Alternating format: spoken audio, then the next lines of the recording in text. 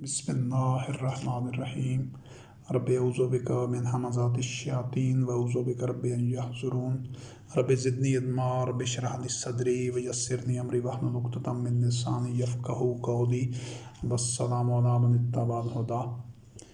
अम्मा बअद ला शरीक की नाज़िल करदा आखिरी किताब हिदायत कुरान मुबीन में से मुख्तलिफ़ उन्वानात और मौज़ूआत के तहत जो अल्लाह रब्बुल इज़्ज़त की आयात और उनका मफ़हूम बयान करने का ये सिलसिला है। ये तीसरी नशिस्त है जो अदल व क़िस्त के मौजू पर है। इससे पहले दो नशिस्तें अदल व क़िस्त के मौजू पर हो चुकी हैं और उन दो नशिस्तों में 5 ज़ैली उन्वानात की वजाहत की गई है किताबुल्लाह की रोशनी में। ये छठा जो इसकी नशिस्त में जो ज़ैली उन्वान और मौजू है वो ये है कि इमामुल मुत्तकीन हो या उलिल अम्र हो या जो जितने दीगर ओहदेदारान होते हैं अकामत दीन के निज़ाम में, यानी गवर्नमेंट स्ट्रक्चर के जितने मुख्तलिफ़ ज़िम्मेदारियाँ जो निभा रहे होते हैं और उनके अहल खाना हुकूमती अहलकार वग़ैरह, उनके लिए जो सज़ाएँ होंगी वो अगर किसी जुर्म के मुर्तकिब होते हैं तो उनके लिए सख्त तर सज़ाएँ होंगी। इस चीज़ को समझना ज़रूरी है कि मुरवजा इस तागूती और इब्लीसी निज़ाम में पूरी दुनिया में ये आम तौर पर ये इतना असर रसूख होता है मुख्तलिफ़ हुक्मरानों में, उनके अहल खाना में और सरकारी ओहदेदारों में कि वो जुर्म का इर्तिकाब करते भी हैं तो वो सज़ा से बच जाते हैं और आम तौर पर जुर्म साबित ही नहीं होता, वो सबूत मिटा देते हैं या लोग उनके ख़िलाफ़ शहादत ही नहीं देता। तो ये इस वजह से कि ये शैतानी निज़ाम है और अगर हो भी सही कहीं इस्तस्नाई तौर पर किसी को सज़ा हो भी सही तो उनके लिए जेलों में भी वो एक उनको सहूलियात दी जाती हैं, उनकी क्लास चेंज होती है। तो ये इस वजह से कि ये सारा पूरा जो स्ट्रक्चर है इस वक्त कुराए अर्ज़ पर ये शैतानी है। अक्सर इसमें जो इसके अज्जा हैं, जो स्ट्रक्चर है और उसके जो डायमेंशंस हैं, जबकि जो अकामत दीन का निज़ाम है, अल्लाह रब्बुल इज़्ज़त का जो अदल व क़िस्त का निज़ाम है, उसमें जो बंदा जितने बड़े ओहदे पर होगा, बड़ी ज़िम्मेदारी और मनसब पर होगा, उसके और उसके अहल खाना के लिए सज़ाएँ अवामुन्नास की निस्बत ज़्यादा होंगी, ज़्यादा कड़ी होंगी, उनका मुहासबा और एहतसाब ज़्यादा कड़ा होगा। तो इस सिलसिले में ये सूरत यूसुफ की आयत नंबर 50 से का नरजे इला रब्बिका फस्अलहु माबालुन निस्वतल्लती कत्तान अयदियहुन्ना। ये यूसुफ अलैहिस्सलाम जब कैद में थे, जेल में थे, तो बादशाह की तरफ से जो उसका एंची आया कि बादशाह यूसुफ अलैहिस्सलाम को जेल से आज़ाद करा के उसकी जो बसीरत की बुनियाद के ऊपर वो चाहता था कि उससे मिले और उससे एक कोई मनसब दे और उसका उस बुनियाद पर बजाय इसके कि यूसुफ अलैहिस्सलाम अगर कोई आम आदमी होता तो वो बादशाह का जो एंची और आया था पैगाम देकर बड़ी खुशी के साथ उसके साथ चला जाता ताकि वो कैद से बच जाता और आज़ाद हो जाता और उसको कोई मनासिब और ओहदा मिल जाता जो उसने वो रोया से मुतल्लिक़ अपना विजन बताया था बसीरत की बुनियाद पर। तो यूसुफ अलैहिस्सलाम ने ऐसा नहीं किया, बल्कि वो जो यूसुफ अलैहिस्सलाम पर उन औरतों ने एक मकर के ज़रिए, एक साजिश और एक चाल के ज़रिए एक झूठा इल्ज़ाम लगाया था। तो यूसुफ अलैहिस्सलाम ने उधर जेल में रहते हुए पहले इस चीज़ की यकीन दहानी करने के लिए उसको वापस भेज दिया, उसके साथ नहीं गए कि आप बादशाह से कहें कि वो पहले आज़ादाना तहकीकात करवाए और ये मेरे जेल में के अंदर रहते हुए ये सच आश्कारा हो जाए कि मैं मुजरिम नहीं था, मुझे बेगुनाह जेल में रखा गया है। क्योंकि अगर यूसुफ अलैहिस्सलाम आज़ाद होकर या शाही दरबार में पहुंचकर या बादशाह के मुकर्रबीन में से होकर कोई तहकीकात कराता तो आम असर ये जाता कि ये यूसुफ अलैहिस्सलाम उस तहकीकात पर जो उस इंक्वायरी पर असरअंदाज हुआ है और चूँकि उसके बाद शाही ओहदा है, पहले तो वो एक ग़ुलाम की हैसियत से था, जब सज़ा सुनाई गई थी तो अब चूँकि वो دربار میں ایک مقربین میں سے ہے، تو اس وجہ سے اس نے اپنے فیور میں یا اپنی حمایت میں کوئی فیصلہ کرایا ہوگا۔ تو اس انجام سے بچنے کے لیے احتیاط کی حد تک یوسف علیہ السلام نے بادشاہ کو کہا کہ میں ادھر جیل میں ہی ہوں، اس پیغام دے کر بھیجا کہ آپ اس کی تحقیقات کروائیں۔ اور جن عورتوں نے اپنے ہاتھ کاٹ دیے تھے یوسف علیہ السلام کو مجرم ثابت کرنے کے لیے، تاکہ ان کی حقیقت آشکار ہو جائے، اور بادشاہ نے جب تحقیقات کرائیں آزادانہ طور پر، یوسف علیہ السلام ابھی جیل میں ہی تھا، تو وہ آشکارا ہو گیا کہ یوسف علیہ السلام بے گناہ ہے، اور ان لوگوں نے اپنے جو ان کی ایک بہتان انہوں نے لگایا تھا، ایک جھوٹ کھڑا تھا، اور یوسف علیہ السلام پر جو الزام لگایا تھا وہ جھوٹا تھا، ان عورتوں نے اعتراف کر دیا۔ تو اس آیت سے یہ تمام جو اولي الامر ہیں یا امام المتقین ہیں یا دیگر جو حکومتی اہلکار ہیں، ان سب کے لیے ایک رہنما اصول یہ ہے کہ اگر کوئی ایسی صورتحال ہو کہ ان پر کوئی الزام لگتا ہے، تو وہ اپنی ایک خود فیصلہ کرتے ہوئے وہ اپنے عہدے سے خود کو علیحدہ کر دیں، خود اس سے الگ ہو جائیں، تاکہ ایک عام مومن، عام شہری کی حیثیت میں آ جائیں، تاکہ جو تحقیقات ہوں اس کے متعلق لوگوں کے ذہن میں یہ تاثر پیدا نہ ہو کہ یہ تحقیقات پر اثر انداز ہوا ہے اور اس نے اپنی مرضی کا فیصلہ لیا ہے۔ تو یہ رضاکارانہ طور پر علیحدہ ہو جانا چاہیے عہدے سے، جتنا بھی کوئی ذمہ دار آدمی ہو، جتنا اس پر مسئولیت زیادہ ہو، تو جب تحقیقات کے بعد یہ ثابت ہو جائے گا کہ وہ سچ پر ہے، تو دوبارہ وہ اپنے منصب کو، عہدے کو، ذمہ داری کو سنبھال لے گا۔ اور اگر اس تحقیقات میں ثابت ہوتا ہے کہ وہ کسی جرم کا اس نے ارتکاب کیا ہے، تو پھر وہ اس کے مطابق اس کی تعدیبی کارروائی ہوگی، سزا دی جائے گی، اور اس منصب سے اس کو ہٹا دیا جائے گا۔ تو یہ اعلیٰ روایات ہیں جو مومنوں کو ان روایات پر چلنا چاہیے۔ یہ یوسف علیہ السلام کا اسوہ حسنہ ہے، اور ہم نے تمام انبیاء اور رسول علیہ السلام کے اسوہ حسنہ پر عمل کرنا ہے۔ اور بنی اسرائیل، سورۃ بنی اسرائیل کی آیت نمبر 73 سے لے کر 75 تک ان آیات میں خود محمد رسول اللہ علیہ السلام خاتم النبیین سے متعلق اللہ رب کریم نے فرمایا، یہ آیات ہیں ان میں کہ جو وَإِن كَادُوا لَيَفْتِنُونَكَ، اور آگے یہ سلسلہ آیات چل رہا ہے، لِتَفْتَرِيَ عَلَيْنَا غَيْرَهُ، اور آگے وَلَوْلَا أَن ثَبَّتْنَاكَ، آخری حصہ ہے إِذًا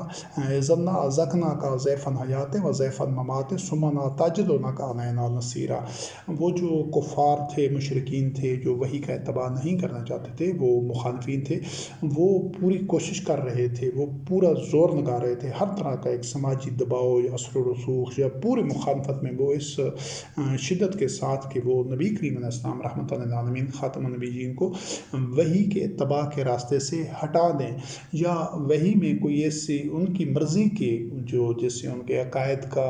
تحفظ ہو، یا اس کے لیے کوئی ان کو ڈھیل مل جائے، چھوٹ مل جائے،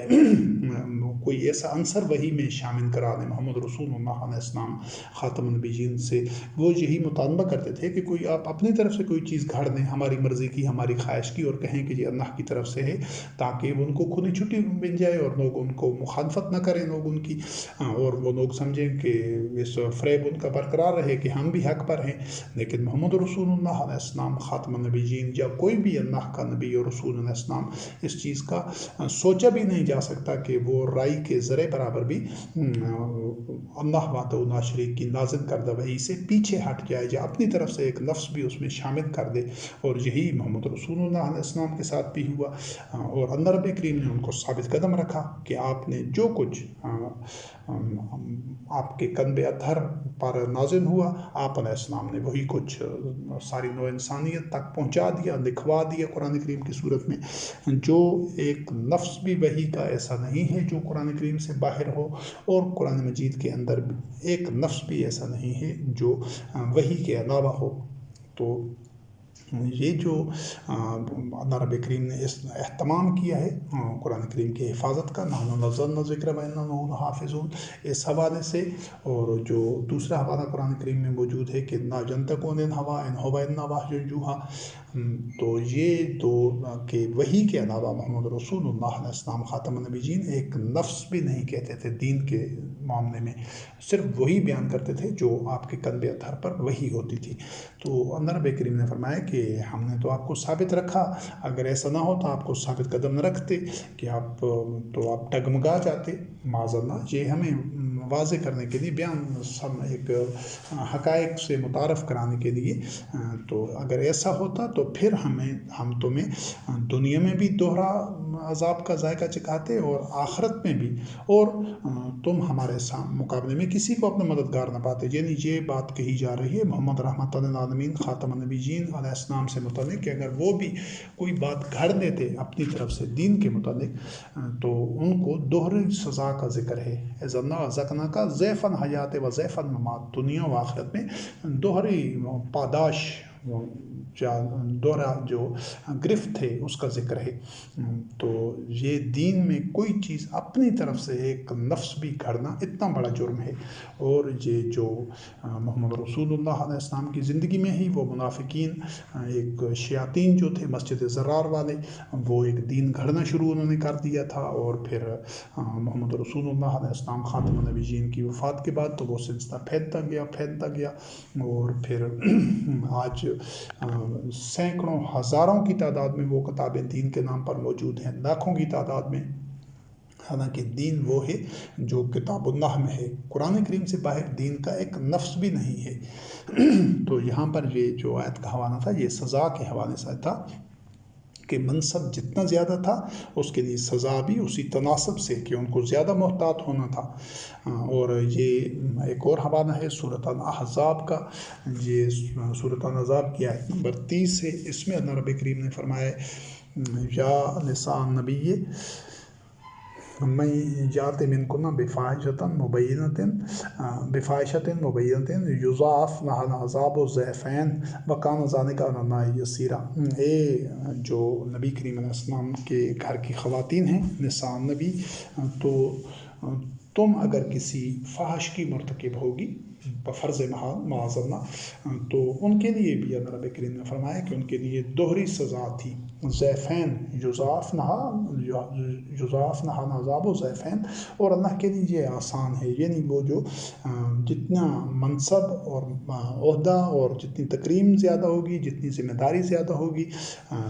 تو ان کے لیے سزا بھی اسی طرح دوہری سزا ہوگی۔ یہ تو ان لوگوں کے لیے ہے، اور یہ اصول پھر قیامت تک ہی رہنا ہے۔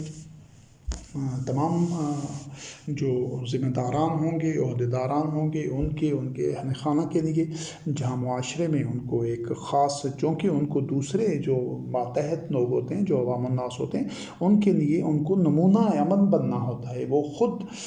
تقوی کے اعلیٰ منازل پر، اعلیٰ مدارج پر ہوتے ہیں، اور جو احتیاط ہے اور جو کردار کی پختگی کے حوالے سے اسی لیے تو عوام الناس نے ان کا انتخاب کیا ہوتا ہے، تو ان کو چاہیے کہ وہ عوام الناس سے، عام مومنین سے، عام مسلمین سے بہت زیادہ سختی کے ساتھ، اہتمام کے ساتھ، عزم کے ساتھ، قوت کے ساتھ وہ حدود اللہ کی پاسداری کریں، تقوی اختیار کریں، اور کسی بھی اشتباہ میں نہ پڑیں، کسی شبہ میں، کسی تذبذب میں، اور کسی گرے ایریا کی طرف وہ جائیں ہی نہیں۔ پھر جو 7واں نمبر ہے وہ عوام الناس کی سزاؤں سے متعلق ہے، اس میں سورۃ المائدہ کی آیت نمبر 32 ہے، من قتل نفسا بغیر نفس او فساد فی الارض فکانما قتل الناس جمیعا، کہ جس نے کسی شخص کو، کسی نفس کو قتل کیا ناحق بغیر کسی جرم کے، تو یا زمین میں فساد برپا کیا، فساد برپا کرنے کے وجہ سے، فساد برپا کیے بغیر، یعنی کہ جو قتل ہوا ہے اس نے کوئی فساد کا ارتکاب بھی نہیں کیا تھا، اور کوئی اس نے کسی کو قتل بھی نہیں کیا، تو اگر ایسے شخص کو کوئی بے گناہ قتل جس کو کہا جاتا ہے قتل کرے گا، تو اس نے گویا ساری انسانیت کو، سارے انسانوں کو قتل کر دیا۔ کسی انسان کو قتل کرنا، اس چیز کو اچھی طرح یاد رکھنا ہے کہ یہاں پر نفس کا ذکر ہے، من قتل نفسا بغیر نفس او فساد فی الارض، تو یہاں پر مومن کا یا مسلم کا تذکرہ نہیں ہے کہ کسی نے اگر کسی مومن کو قتل کیا یا مسلمان کو قتل کیا، کسی بھی نفس کو، چاہے وہ کسی بھی مذہب کا ماننے والا ہے، کسی بھی عقیدے کا ہے، وہ کافر ہے، دہریہ ہے،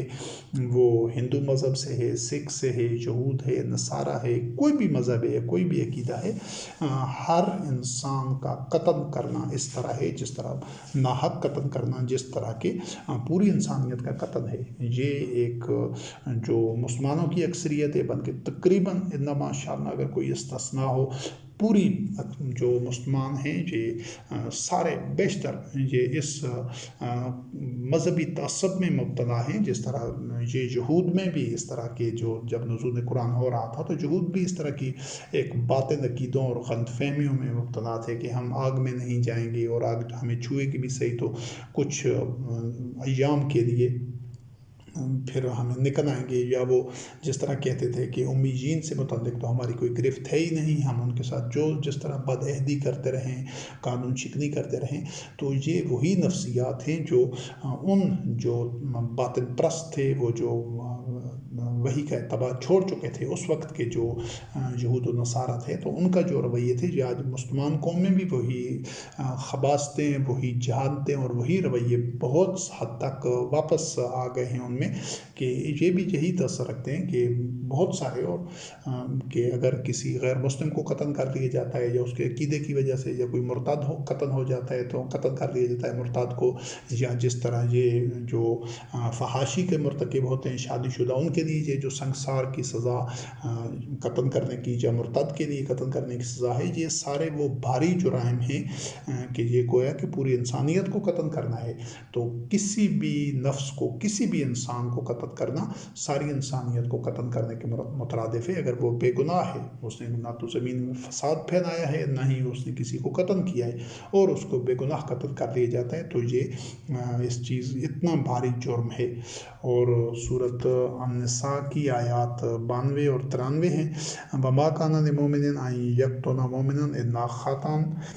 کہ مومن کبھی مومن کو قتل کر ہی نہیں سکتا، یعنی ممکن ہے، کیونکہ مومن کو پتہ ہے کہ یہ جو کسی کو قتل کرنا ہے یہ اتنا بڑا ناقابل معافی جرم ہے، تو وہ جان بوجھ کر کولڈ بلڈڈ ٹھنڈے دل و دماغ سے، یا پلاننگ کر کے، یا کوئی سازش کر کے، کوئی چال چل کے، تدبیر کر کے وہ مومن کے قتل کا سوچ بھی نہیں سکتا۔ ایک تو ہوتا ہے اقدام قتل، ایک ہوتا ہے اس سے پہلے اس کو سوچنا، تو مومن تو ایسا تصور ہی نہیں کر سکتا، اس کے تو رونگٹے کھڑے ہو جاتے ہیں کہ یہ اتنا بڑا جرم ہے کہ اس کی تو اپنے نفس تباہ ہو جائے گا، وہ تو جہنمی ہو جائے گا اگر وہ کسی کو قتل کرتا ہے۔ تو اس کا مطلب یہ ہے کہ اس کی پوری زندگی کی جو عبادات ہیں، ایمان ہے، تقوی ہے، اور اس نے جو مناسک اور شعائر پر کار باندھ رہنا ہے، وہ سب کچھ ضائع ہو جائے گا اگر وہ جان بوجھ کر ناحق کسی کو قتل کرنے کا اقدام کرتا ہے۔ تو لہٰذا جس اقدام کا اتنا بڑا، اتنا بھاری اور نتیجہ ہو، اتنا بڑا وہ جرم ہو، تو اس کے ارتکاب کا مومن تصور ہی نہیں کرتا، سوچ ہی نہیں سکتا۔ تو ہاں، اگر یہ کہ خطا کے طور پر یا کسی حادثے میں جو عمدن نہیں ہو، جس میں کوئی ٹریفک حادثہ ہے یا کوئی اور ایسا مشینری کا یا کسی وجہ سے جس میں اس کے پلاننگ یا ارادہ و اختیار کوئی عنصر نہیں ہے، بس اس سے کوئی ایسا قتل اگر سرزد ہو جاتا ہے تو پھر اس کو دیت دینی ہوگی، یا اس کو غلام کو آزاد کرانا ہوگا اس کی تلافی کے طور پر۔ مختلف صورتوں میں اگر استطاعت نہ ہو تو مسلسل 60 روزے رکھنے ہوں گے، تو یہ اس کے تاکہ اس کے سے جتنا بڑا جرم سرزاد ہوا ہے، ہوا نادانستہ طور پر ہے، اس نے کیا نہیں ہے، لیکن پھر بھی وہ اتنا بڑا ہے کہ اس نے غلام آزاد کرنا تھا، یا پھر اس نے 60 روزے رکھنے تھے مسلسل، اور یہ دونوں بہت ایک بھاری اس کی تلافی کے لیے اقدامات ہیں۔ اور جو کسی مومن کو جان بوجھ کر عمدن قتل عمد کرتا ہے تو وہ تو ہے ہی جہنمی، فجزاؤہ جہنم خالداً فیہا وغضب اللہ علیہ ولعنہ وأعد لہ عذابا عظیما، تو اس نے تو ہمیشہ جہنم میں رہنا ہے، اور اس پر اللہ کا غضب ہے، لعنت ہے، اور اس کو کے لیے عذاب عظیم ہے، یعنی اس کو دنیا میں بھی قتل کے بدلے میں قتل کر دیا جائے گا، اور آخرت میں بھی وہ جہنمی ہوگا جو کسی مومن کو جان بوجھ کر گزاری. جب کسی انسان کو بھی اس نے قتل کرتا ہے تو وہ گویا ساری انسانیت کا قتل کرتا ہے، وہ جہنمی ہوگا. اور اس کے بعد سورت بقرہ کی آیات 178 اور 179 ہیں. یا ایھا الذین آمنوا کتب علیکم القصاص فی القتلی الحر بالحر والعبد بالعبد والانثى بالانثى فمن عفی لہ من اخیہ شیء فاتباع بالمعروف واداء الیہ باحسان. اور آگے یہ آیات کا سلسلہ چلتے ہوئے وَلَکُمْ فِی الْقِصَاصِ حَیَاةٌ یا اُولی الْأَلْبَابِ لَعَلَّکُمْ تَتَّقُونَ. تو اللہ رب کریم نے کہا ہے کہ یہ تمہارے اوپر فرض کر دیے گئے، لکھ دیے گئے، واجب کر دیے گئے کتب علیکم اے ایمان والو کہ تم نے قصاص یعنی بدلہ لینا ہے. قتل کا بدلہ قتل کے ساتھ کہ جس نے بھی جو قتل کیا ہے، اگر آزاد ہے تو آزاد کو قتل کرنے والا، غلام ہے تو غلام کے بدلے میں غلام، آزاد کے بدلے میں آزاد. اور عورت قتل کرنے والی ہے تو عورت ہے، مرد ہے تو مرد کو قتل کیا جائے گا. جو بھی قاتل ہے اس کے بدلے میں وہ کسی دوسرے کو دے کر پیش کر کے اپنی جان نہیں چھڑا سکتا. جو مرتکب ہوگا اسی کو قتل کیا جائے گا. ہاں اگر یہ کہ کسی کو اس کا بھائی یعنی دوسرا مومن اس کو معاف کر دے تو پھر اس صورت میں اس کو معروف طریقے سے اس کو ادائیگی کر دی جائے گی دیت کی احسان کے ساتھ. اور یہ جو وَلَکُمْ فِی الْقِصَاصِ حَیَاةٌ یا اُولی الْأَلْبَابِ، یہ جو قصاص ہے یعنی قانون بدلنے کا قانون ہے کہ مجرم کو اس کی سزا ملنی ہے چاہے جرم کی کوئی بھی نوعیت ہو. تو اس میں پورے معاشرے کے لیے زندگی کا سامان ہے تاکہ تم تتقون تقوی اختیار کرو، یعنی حدود شکنی سے، جرائم کے ارتکاب سے، قتل و غارت سے اور دوسروں کو حقوق پامال کرنے کی صورت میں تم بچ ہی تب سکتے ہو جب ہر جرم کے مطابق اس کی سزا دی جائے مجرم کو اور فوری دی جائے اور قانون پر عمل درآمد ہوتا ہوا نظر آئے. جس معاشرے میں مجرموں کو سزائیں نہیں ملتی، مجرم دندناتے پھرتے رہتے ہیں یا اثر و رسوخ استعمال کر کے سزاؤں سے بچ جاتے ہیں، تو وہ پورا معاشرہ مر جاتا ہے، وہ زوال پذیر ہو جاتا ہے. وہ ناقانونیت کا اس کو ایک طرح کا کینسر ہو جاتا ہے ناقانونیت کا. اور ایسی قومیں اور ایسے معاشرے ذلت اور پستی میں اور انتشار میں اور خانہ جنگی میں اور اس طرح کی جو انجام ہے عبرتناک انجام سے دوچار ہوتے ہیں. اور سورۃ المائدہ کی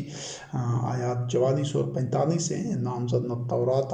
تورات ہم نے نازل کی تھی. اور آگے اس میں اللہ رب کریم نے فرمایا ان آیات میں کہ وَكَتَبْنَا عَلَيْهِمْ فِيهَا أَنَّ النَّفْسَ بِالنَّفْسِ وَالْعَيْنَ بِالْعَيْنِ وَالْأَنْفَ بِالْأَنْفِ وَالْأُذُنَ بِالْأُذُنِ وَالسِّنَّ بِالسِّنِّ وَالْجُرُوحَ قِصَاصٌ فَمَنْ تَصَدَّقَ بِهِ فَهُوَ كَفَّارَةٌ لَهُ. کہ جو اللہ رب کریم کی چونکہ وحی اور احکام اور شریعت ایک ہی ہے ساری انسانی تاریخ میں، وحی کا چونکہ سرچشمہ منبع اور ماخذ ایک ہی ہے، تو جو اصول ہیں تورات، انجیل، زبور، دیگر صحائف سب کے سب نور تھے، فرقان تھے، ایک ہی حق، ایک ہی حقیقت، ایک ہی قانون سب میں ہے. تو اس میں اس چیز کا حوالہ ہے کہ اللہ رب کریم نے فرمایا کہ اس میں اسی طرح لکھ دیا گیا تھا جس طرح مومنین کو کہا گیا کتب علیکم القصاص، وہاں پر تھا کتبنا علیہم اس کے متعلق ہے وکتبنا علیہم فیہا، اس میں ہم لکھ دیا تھا کہ جان کے بدلے میں جان اور آنکھ کے بدلے میں آنکھ اور کان کے بدلے میں کان اور ناک کے بدلے میں ناک اور دانت کے بدلے میں دانت اور زخم کے بدلے میں اسی طرح کا زخم. اس کا بدلہ ہے، اس کی وہ سزا ملنی چاہیے. ہاں اگر یہ کہ کسی کو کوئی معاف کر دے، تصدق اس کا عذر قبول کر دے، جو اس کو خود کوئی جو متاثرہ شخص ہے وہ صدقہ کے طور پر وہ اس کو معاف کر دیتا ہے، کہتا ہے کہ ٹھیک ہے میں اس کو درگزر سے کام دیتا ہوں، تو وہ علیحدہ بات ہے. نہیں تو اس کو جو جس نوعیت کا جرم ہے اسی جرم کی نوعیت کے حساب سے جو سزا دلانے جی مسلم معاشرے کی ذمہ داری اور فوری سزا پر عمل ہو، چاہے اس جرم کا کرنے والا کوئی بھی آدمی ہو، آزاد ہے، غلام ہے، اثر رسوخ والا ہے، عام شہری ہے، کوئی اس کا حسب نسب ہے، جو بھی ہے ان سب سے بلا امتیاز اس کے جرم کو دیکھتے ہوئے اس کو سزا ملنی چاہیے. اور اس میں صورت النور کی آیات 2 اور 3 ہیں۔ الزانیۃ والزانی فجلدوا کل واحد منہما مئۃ جلدہ، اور آگے ان آیات میں اللہ رب کریم نے فرمایا وَلْيَشْهَدْ عَذَابَهُمَا طَائِفَةٌ مِّنَ الْمُؤْمِنِينَ الزَّانِي لَا يَنكِحُ إِلَّا زَانِيَةً أَوْ مُشْرِكَةً، اور آخر میں ان آیات میں ہے وَحُرِّمَ ذَلِكَ عَلَى الْمُؤْمِنِينَ، کہ یہ جو اقدام ہے کہ جو مومن ہے اور وہ کسی مشرکہ کے ساتھ یا کسی فاحشہ بدکار عورت کے ساتھ وہ نکاح نہیں کر سکتا، اس کا جوڑا نہیں بن سکتا، وہ ایک دوسرے کے زوج نہیں ہو سکتے، اور اسی طرح ایک جو بدکار یا فاحش مرد ہے، کوئی مومنہ خاتون، اس کے ساتھ اس کا زوج نہیں بن سکتا، اس کے نکاح نہیں ہو سکتا، یہ حرام ہے مومنین کے اوپر۔ اور یہ جو سزا کا جہاں تک کہ ان آیات کے پہلے حصے میں یہ جو فحاشی بدکاری کے جو جنسی جرم کا جو مرتکب ہوں گے، چاہے وہ عورت ہے وہ مرد ہے، تو ان دونوں کے لیے فجلدوا کل واحد، دونوں کو 100 کوڑا مارنا ہوگا، 100 درہ مارنا ہوگا، اور یہ جو ان کو سزا دی جائے گی تو یہ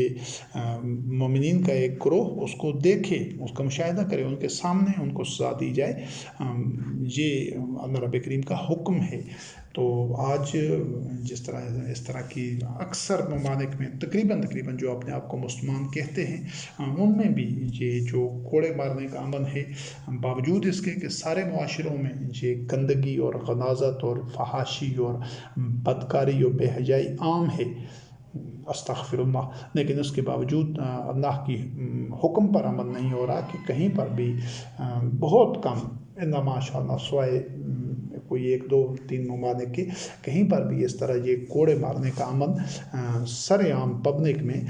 اللہ رب کریم کے اس حکم پر عمل نہیں ہو رہا، حالانکہ جرائم ہو رہے ہیں۔ اس کی دیگر وجوہات بھی ہیں، جن میں سے 1 2 چیزیں یہ ہیں کہ ایک تو یہ جو آدمی انسانی حقوق کے علمبردار یہ جو منافقین ہیں، جو خبیث طاغوتی حکمران ہیں پوری دنیا کے، جو پوری دنیا میں شر اور فساد پھیلا رہے ہیں، خود وہ ظلم و ستم کے اور انسانی حقوق کی پابندی کے بدترین ریکارڈ توڑ چکے ہیں، اتنے وہ اس میں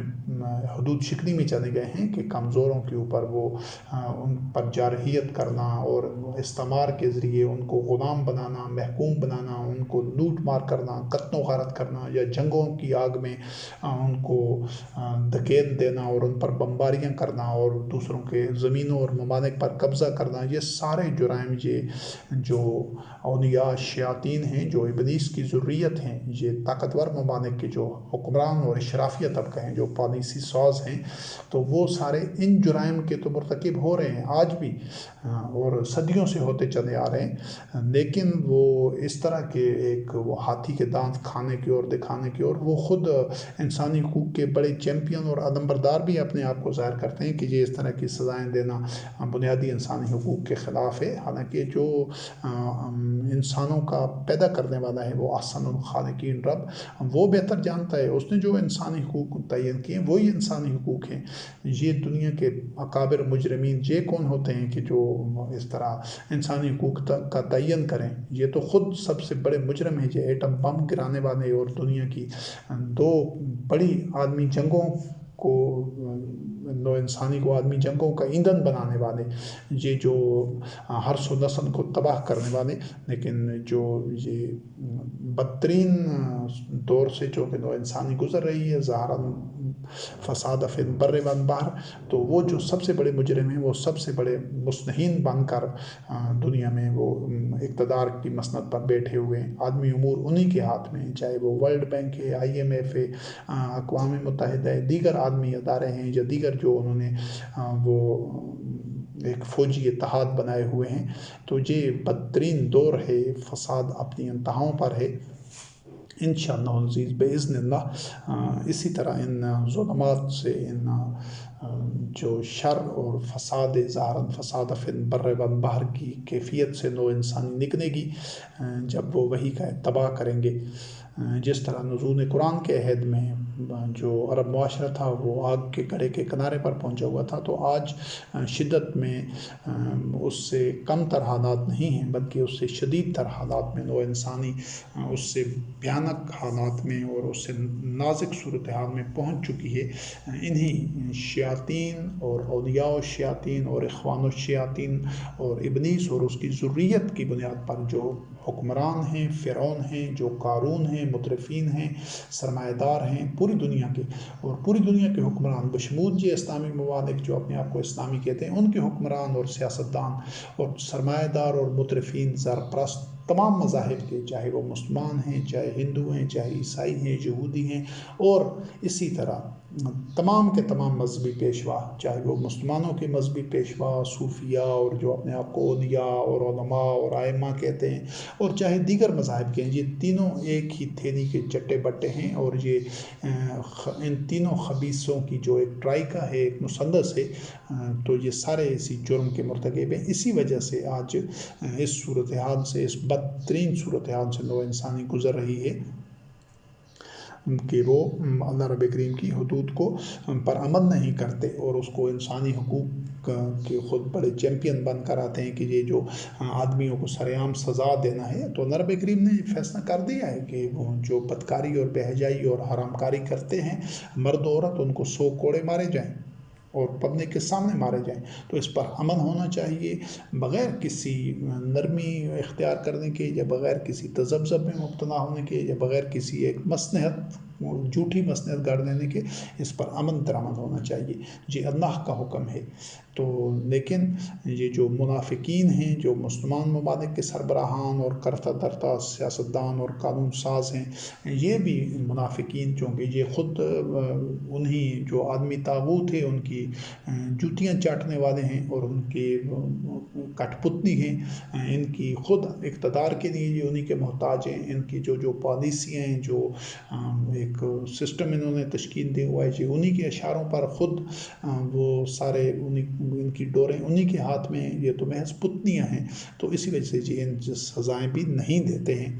تو یہ اللہ کا حکم ہے۔ اور دوسرا ایک جو جہالت ہے، جو شیاطین کا گھڑا ہوا مذہب ہے، اس میں یہ ہے کہ اگر یہ بدکاری شادی شدہ مرد عورت کریں تو اس کو سزا اس کی 100 کوڑے نہیں ہیں، وہ اس کی سزا ہے رجم، یعنی سنسار کرنا۔ یہ سنسار کی سزا خود قرآن کریم میں اس کا تذکرہ نہیں ہے۔ یہ تو کفار دھمکیاں دیتے تھے مومنین کو اور انبیاء اور رسول علیہ السلام کو کہ ہم تمہیں سنسار کر دیں گے۔ سنسار کی سزا قرآن کریم میں اللہ رب کریم نے بے حیائی اور زناکاری کے مرتکب مرد و زن کے لیے قرار ہی نہیں دی۔ یہ ان شیاطین نے گھڑ کے اس کو مذہب میں شامل کر دیا ہے کہ اگر کوئی شادی شدہ مرد یا شادی شدہ عورت جنسی پیراروی کا مرتکب ہوں تو ان کو سنسار کیا جائے۔ نہیں، دین میں کتاب اللہ میں ایسا کوئی تصور نہیں ہے۔ بدکاری جو بھی کرے، مرد ہو یا عورت ہو، یا شادی شدہ ہو یا غیر شادی شدہ ہو، اس کے لیے ایک ہی سزا ہے، اور وہ ہے 100 کوڑے مارنا۔ اور پبلکلی عوام الناس میں اس کو مشاہدہ کر رہے ہوں، اس کو دیکھ رہے ہوں۔ اس کے بعد سورۃ النور کی آیت نمبر 19 ہے، ان الذین یحبون ان تشیع الفاحشۃ فی الذین آمنوا لہم عذاب علیم فی الدنیا والآخرہ۔ یہ اس حوالے سے یہ پالیسی بنانے کے لیے بڑی ایک جامع اور محکم آیت ہے کہ جو لوگ صرف یہ چاہتے ہیں، اس چیز کو پسند کرتے ہیں کہ مومنین میں فحاشی پھیلے، تشیع الفاحشۃ، فحاشی کا رجحان ہو، رواج ہو، وہ کلچر عام کیا جائے، تو ان کے لیے اللہ رب کریم نے فرمایا کہ عذاب فی الدنیا والآخرہ، یہ جو اقامت دین کا نظام ہوگا ایسے لوگوں کے لیے سزائیں متعین کرے گا۔ مختلف ماحول کے حوالے سے گراؤنڈ ریالٹیز کو دیکھتے ہوئے ابتدا میں نسبتاً وہ سزائیں نرم ہوں گی، پھر بتدریج جو لوگوں کی شعوری تربیت ہوتی جائے گی، ان کو ایک پاکیزہ معاشرے میں کے مواقع دیے جائیں گے، پاکیزہ زندگی گزار گزارنے کے اور فحش سے بچنے کے، تو اسی طرح وہ سزاؤں میں سختی آتی جائے گی۔ اسی وجہ سے اللہ رب کریم نے وہ سزا کا تعین کر کے نہیں لکھا، لیکن عذاب علیم فی الدنیا والآخرہ، دنیا و آخرت میں ان کے لیے سخت سزائیں ہیں۔ تو آج ہم دیکھتے ہیں کہ پوری دنیا میں ہر انداز سے سوشل میڈیا کے ذریعے اور جو الیکٹرانک میڈیا ہے اور پرنٹ میڈیا اور یہ جو کلچرل ایونٹس ہیں اور اس طرح کے جو فحاشی بے حیائی کے ڈرامے اور فلمیں اور اس طرح کے اسٹیج شوز، ان کے ذریعے اسی تشیعاً فاحشہ کے یہ سارے جو اکثریت یہ شوبے سٹارز کیے اور یہ جو گلیمر ہے سارا، اس کے ذریعے یہی غلاظت، خباثت اور گندگی اور فحاشی پھیلائی جا رہی ہے۔ لیکن یہ چونکہ خود یہ شیطانی عمل ہے، اسی وجہ سے یہ شیطان کی اولاد اور شیطان کے اولیاء اور اخوان جو ہیں، حکمران اور سیاستدان اور یہ جو قانون ساز ہیں اور معاشرے کے کرتا دھرتا ہیں، ساری دنیا کے جو مغربی ممالک ہیں، ویسٹ ہے، وہ تو ویسے بھی حدود اللہ کو پابند کرنے کے لیے کوئی تکلف بھی نہیں کرتے، وہ تو جانوروں کی سطح پر آ چکے ہیں۔ اکثریت ان کی فحاشی کے ضمن میں، سارے نہیں لیکن ان کی بھاری اکثریت، کہ وہ جس طرح جانور جنسی تعلقات میں آزاد ہوتے ہیں، اسی طرح وہ بھی بس باہمی رضامندی، انہوں نے ایک چیز اس کو رکھا ہوا ہے کہ اگر ان میں رضامندی ہے تو وہ جانوروں کی طرح آپس میں جنسی تعلقات بدنہادی کی انتہاؤں کو چھو رہے ہیں، لیکن وہ دعوت نہیں کر رہے کہ ہم اللہ رب کریم کے دین پر چل رہے۔ یہ جو منافقین ہوتے ہیں فی الدرک الاسفل، جہنم کی جو پستیوں میں، جہنم کے نچلے درجات میں، اس وجہ سے ہوتے ہیں کہ یہ دعویٰ کرتے ہیں کہ ہم اللہ رب کریم کی حدود کی پاسداری کرنے والے ہیں، لیکن یہ خائن ہوتے ہیں، خیانت کرتے ہیں، اور یہ منافقت کے باعث یہ فحاشی کو اسی طرح معاشروں میں رائج بھی کرتے ہیں، اس پر آنکھیں بند بھی کیے رکھتے ہیں اور اس کو روکتے بھی نہیں ہیں۔ تو اسی وجہ سے یہ فی الدرک الاسفل من النار، جہنم کے نچلے درجے میں یہ جو حکمران طبقے، خاص طور پر یا مذہبی پیشوا، جو سیاستدان، یا اس طرح کے لوگ جو سب یہ تشیعاً فواحشہ کو دیکھ رہے ہیں، لیکن وہ عملی اقدام نہیں کرتے، زیادہ سے زیادہ کہیں ایسے زبانی جمع خرچ کر دیں گے، تو ادروائز وہ عملی طور پر سب کچھ کو برداشت کیے ہوئے ہیں کہ یہ جو اپنے آپ کو مسلمان کہتی ہیں، جو ماڈرنز ہیں خاص طور پر، یا جو شوبز کے لوگ ہیں، وہ بدترین ایک نیم عریان لباس میں اور اس طرح کی وہ ایونٹس میں اور مخلوط محفلوں میں اور بے پردگی، وہ سب کچھ جو اپنے آپ کو مسلمان کہتے ہیں ان میں بھی اسی طرح چل رہا ہے، لیکن یہ اس کے سدباب کے لیے، اس کی بہبودی کے لیے کوئی سنجیدہ اقدامات کرنے کے لیے تیار ہی نہیں ہے، نہ وہ اس کو اہمیت دیتے ہیں، کیونکہ وہ اور جس طرح دیگر بہت سارے معاملات میں، جس طرح پہلے تذکرہ ہو چکا ہے کہ وہ قتل کا جو مجرم ہے اس کو پھانسی دینے کے لیے، اس کو قتل کرنے کے لیے، یا وہ جو بدکاری کے مرتکب ہیں ان کو سر عام کوڑے مارنے کے لیے وہ اس طرح سنجیدہ نہیں ہے، اس پر عمل نہیں کرتے، اسی طاغوت سے ڈر کر۔ تو بالکل اسی طرح وہ فحاشی کو روکنے کے لیے وہ جامع پالیسی اور ایک لانگ ٹرم پالیسیز اور لوگوں کی تربیت اور تزکیہ نفس کرنے کے لیے ان کے پاس کوئی، ان کی ترجیحات میں ہی شامل نہیں ہے۔ تو سورۃ النساء کی آیت نمبر 16 میں اللہ رب کریم نے وَاللَّذَانِ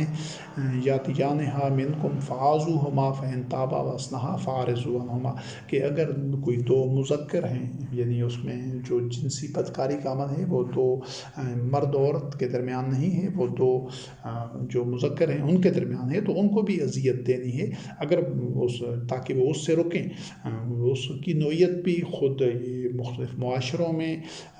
مختلف حالات کے مطابق، جو زمینی حقائق کو دیکھتے ہوئے، جرم کی نوعیت اور ان کی اخلاقی سطح اور ماحول اور ان کی تہذیب و تمدن کو دیکھتے ہوئے، جو خود جو شورا ہوگی، جو امام المتقین ہوگا، جو قاضی ہوں گے، ان کی مشاورت سے وہ بتدریج اس سزا کا اطلاق ہوتا جائے گا۔ مقصد یہ ہے کہ اس جرم کو روکنا، لیکن اسی وجہ سے اللہ رب کریم نے اس میں اذیت کا لفظ تو آیا، لیکن یہ نہیں کہا گیا کہ ان کو 100 کوڑا مارنا ہے یا 50 مارنا ہے یا 10 مارنے ہیں، نہیں، مقصد یہ کہ اگر وہ اس جرائم کا مرتکب ہوتے ہیں تو ان کو سزا دینی ہے، اذیت دینی ہے، کتنی دینی ہے یہ چیز حالات کے کو مد نظر رکھتے ہوئے طے ہونی ہے، اور یہ اقامت دین کا جو سٹرکچر اور ڈھانچہ ہوگا وہ طے کرے گا۔ اور ان کو اصلاح کا موقع دے گا. اگر وہ رک جاتے ہیں، توبہ کرتے ہیں، اصلاح کرتے ہیں، تو پھر ان کو اعراض برتتا جائے گا ان سے. اور یہ جو سورۃ النور کی آیت نمبر 4 ہے، اس حوالے سے اس میں بہت ہی ایک ایسا اللہ رب العزت کی ہر آیت میں جو وسعتیں ہیں، وہ گہرائیاں ہیں، جو اس میں حکمتیں ہیں، وہ ایک سے بڑھ کر ایک ہیں. تمام احکامات میں، تمام سماجی پہلوؤں کے حوالے سے جو رہنمائی ہے یا جو انفرادی زندگی سے متعلق رہنمائی ہے، ہر ایک میں ایک سے بڑھ کر ایک وسعتیں، گہرائیاں، حکمتیں، مصلحتیں اور نوع انسانی کے لیے خیر و برکت ہے، امن ہے اور نعمتیں ہیں. لیکن کئی دفعہ ایسا ہوتا ہے کہ آدمی کو کسی بھی معاملے میں کچھ آیات اس کی سمجھ آ جاتی ہے، تو آدمی اس پر کہتا ہے کہ یہ اس میں بڑی حکمت ہے، گہرائی ہے. اللہ رب کریم کے ہر امر میں، ہر فیصلے میں، ہر وحی میں، ہر آیت میں ایک سے بڑھ کر ایک حکمت ہے اور ایک سے بڑھ کر ایک اس میں نوع انسانی کے لیے خیر و برکت ہے. یہ جو آیت ہے سورۃ النور کی آیت نمبر 4، اس میں اللہ رب کریم نے فرمایا وَالَّذِينَ يَرْمُونَ الْمُحْصَنَاتِ ثُمَّ لَمْ يَأْتُوا بِأَرْبَعَةِ شُهَدَاء فَاجْلِدُوهُمْ ثَمَانِيَ جَلْدَةً وَلَا تَقْبَلُوا لَهُمْ شَهَادَةً أَبَدًا وَأُولَٰئِكَ هُمُ الْفَاسِقُونَ. یہ ہمیشہ کے لیے جتنی بھی نوعیت کے جرائم ہیں، چاہے وہ قتل کا ہے، چوری کا ہے، بدکاری کا ہے، تذکرہ تو یہاں پر ایک ہی ہے، لیکن جو اس سے اصول وضع ہوتا ہے، جو اصول ایک ثابت ہوتا ہے، وہ یہ ہے کہ جو لوگ پاک دامن باعصمت خواتین کے اوپر، عورتوں کے اوپر ایک تہمت لگاتے ہیں بدکاری کی، تو ان کو چاہیے کہ وہ اس کے لیے 4 گواہ پیش کریں کہ جس سے ثابت ہو جائے کہ واقعی اس کا چال چلن ایسا تھا، اس کی سرگرمیاں ایسی تھی، اور یہ اس طرح کا اس کے جو حرکات تھیں، جو وہ بالکل اس سے ثابت ہوتا ہے کہ یہ فحاشی اور حدود فراموشی اور بدکاری پر مائل تھی، یا اس کی مرتکب تھی، یا تو اس کے لیے 4 گواہ پیش کریں. اور اگر وہ 4 گواہ پیش نہیں کرتے، بس ویسے الزام لگاتے ہیں کہ یہ بدکار ہے یا فحاشہ عورت ہے، حالانکہ وہ باعصمت ہو، تو ایسے لوگوں کے لیے اللہ رب کریم نے فرمایا کہ ان کو 80 کوڑے مارنے ہیں. اب یہاں پر آپ دیکھیں کہ جو مرد یا عورت ایک بدکاری، فحاشی اور زنا کے مرتکب ہوتے ہیں، تو ان کے لیے 100 کوڑے ہیں. یہ محض جھوٹی اور بے بنیاد تہمت لگانے سے، الزام لگانے سے، جس میں حقیقت نہیں ہے، تو اس کل سزا کا، یعنی اس جرم کی جو سزا ہے، اگر وہ کوئی بندہ مرتکب ہو تو وہ 100 کوڑے ہے. لیکن اس کی جو کوئی مرتکب نہ ہو اور محض اس کو الزام لگاتا ہے، تو پھر اسی سزا کا 80%، یعنی کہ اس کے لیے 100 کوڑے ہیں تو ان کے لیے 80 کوڑے ہیں. یہ ان کو اس جھوٹا الزام لگانے والوں کو مارنے ہیں. تو یہ اصول، اور پھر ہمیشہ کے لیے کبھی بھی اس کی، چونکہ اس نے جھوٹی شہادت دی ہے، تو ان کی شہادت کو بھی قبول نہیں کرنا، اور وہ فاسقین ہیں جو جھوٹا اس طرح تہمت لگاتے ہیں، الزام لگاتے ہیں. اب یہ اصول اس ایک آیت سے لیتے ہوئے اس کو تمام شعبۂ زندگی میں جتنے بھی جھوٹا الزام لگانے والے ہیں، چاہے وہ چوری کا الزام لگائیں، قتل کا الزام لگائیں، کوئی اور کسی طرح کے جرم کا، جو بندہ جس نے جرم کیا نہیں لیکن وہ خواہ الزام لگا دیتا ہے کوئی بندہ کسی پر، تو اس جرم کی جو فل سزا ہے، میکسیمم جو اس جرم کی سزا اس بندے کو مل سکتی تھی، جس نے کہ وہ جرم کیا ہی نہیں، تو جب ثابت ہو جاتا ہے کہ وہ بندہ بے گناہ ہے، تو اس جرم کی 80% سزا جھوٹا الزام لگانے والوں کو خود بخود مل جانی چاہیے. لیکن آج پوری دنیا میں یہ جو ایک باطن ابلیسی نظام عدل و قسط جس کو نام دیا گیا، اس میں عدل و قسط تو نہیں ہے، وہ تو ظلم ہی ظلم ہے، ظلم ہی ظلم ہے، چونکہ وہ آدمیوں کے بنائے ہوئے قانون ہیں، تو اس میں تو ایسی کوئی سزا ہی نہیں ہے. جھوٹی گواہیاں، عدالتیں بری پڑی ہیں، جھوٹی گواہیاں بے تحاشا ہو رہی ہیں، لیکن ثابت ہو جاتا ہے کہ اس نے جھوٹی گواہی تھی، اور پھر اس کو کوئی اس پر گرفت نہیں ہوتی. تو جو عدل و قسط کا اللہ رب کریم کا دیا گیا نظام ہے، اس میں جو بھی کسی جرم سے متعلق، جو اگر کسی پر جھوٹا الزام لگاتا ہے، تہمت لگاتا ہے، بہتان کرتا ہے، تو اس کو ثابت ہو جاتا ہے کہ اس نے جھوٹا الزام لگایا ہے، جھوٹی شہادت دی ہے، تو اس کو اس جرم کا 80% سزا، پوری نہیں، جو اس جرم کی پوری سزا ہے اس میں سے 80% حصہ خود بخود موقع پر ہی اس پر لاگو ہو جانی چاہیے۔ یہ ہے اللہ وحدہ لا شریک کا نازل کردہ جو عدل و قسط کا نظام ہے۔ جب ایسا ہوگا تو کوئی کسی پر جھوٹا الزام لگانے سے پہلے 1000 بار سوچے گا، 1000 بار سوچے گا۔ اس کو پتہ ہوگا کہ جب میں جھوٹا ثابت ہو جاؤں گا تو مجھے اس جرم کی 80% سزا ملے گی۔ یہ ہے اس جھوٹی تہمت لگانے کو، کیونکہ جب معاشرے میں جھوٹی تہمتیں لگتی ہیں، جھوٹی گواہیاں ہوتی ہیں، تو پھر وہ جو عدل کا جو پروسیس ہے عدل و قسط کا، وہ بے پناہ سست ہو جاتا ہے، کیونکہ وہ چیزیں آپس میں ملتی نہیں ہیں۔ جو جب چرا ہوتی ہے تو پھر پتہ چلتا ہے ثبوتوں کی بنیاد پر کہ کوئی الزام لگانے والا جو جھوٹ یا شہادت دینے والا جھوٹا ہے، تو اس وجہ سے یہ بے تحاشا تاخیر ہوتی ہے اور یہ سارا نظام سٹک ہو جاتا ہے عدل و قسط کا۔ تو جو اللہ رب کریم کا دیا گیا عدل و قسط کا نظام ہے، اس میں جھوٹا الزام لگانے کی صورت میں یا جھوٹی گواہی دینے کی صورت میں 80% سزا جو اس جرم کی ہے، جو الزام لگانے والا ہے، جس جرم کا الزام اس نے بے گناہ مرد و زن پر لگایا ہے، تو اس جرم کی 80% سزا اس کو خود بغیر کسی تاخیر کے، بغیر کسی موقع دیے اس کو مل جانی چاہیے۔ اور ایسے بندوں کی گواہی بھی پھر کبھی قبول نہیں ہونی چاہیے کہ وہ فاسقین میں سے ہیں۔ اور اسی طرح سورۃ النور کی آیات 6 سے لے کر 9 میں اللہ وحدہ لا شریک نے یہ اس طرح جو الزام لگایا جاتا ہے کہ وہ کوئی مرد یا عورت اپنے زوجہ کے اوپر کوئی اس طرح بدکاری کا الزام لگاتا ہے کہ اس کے پاس 4 گواہ نہیں ہیں، تو اس کا جو پروسیجر طریقہ کار دیا گیا ہے، والذین یرمون ازواجہم ولم یکن لہم شہداء الا انفسہم، کہ وہ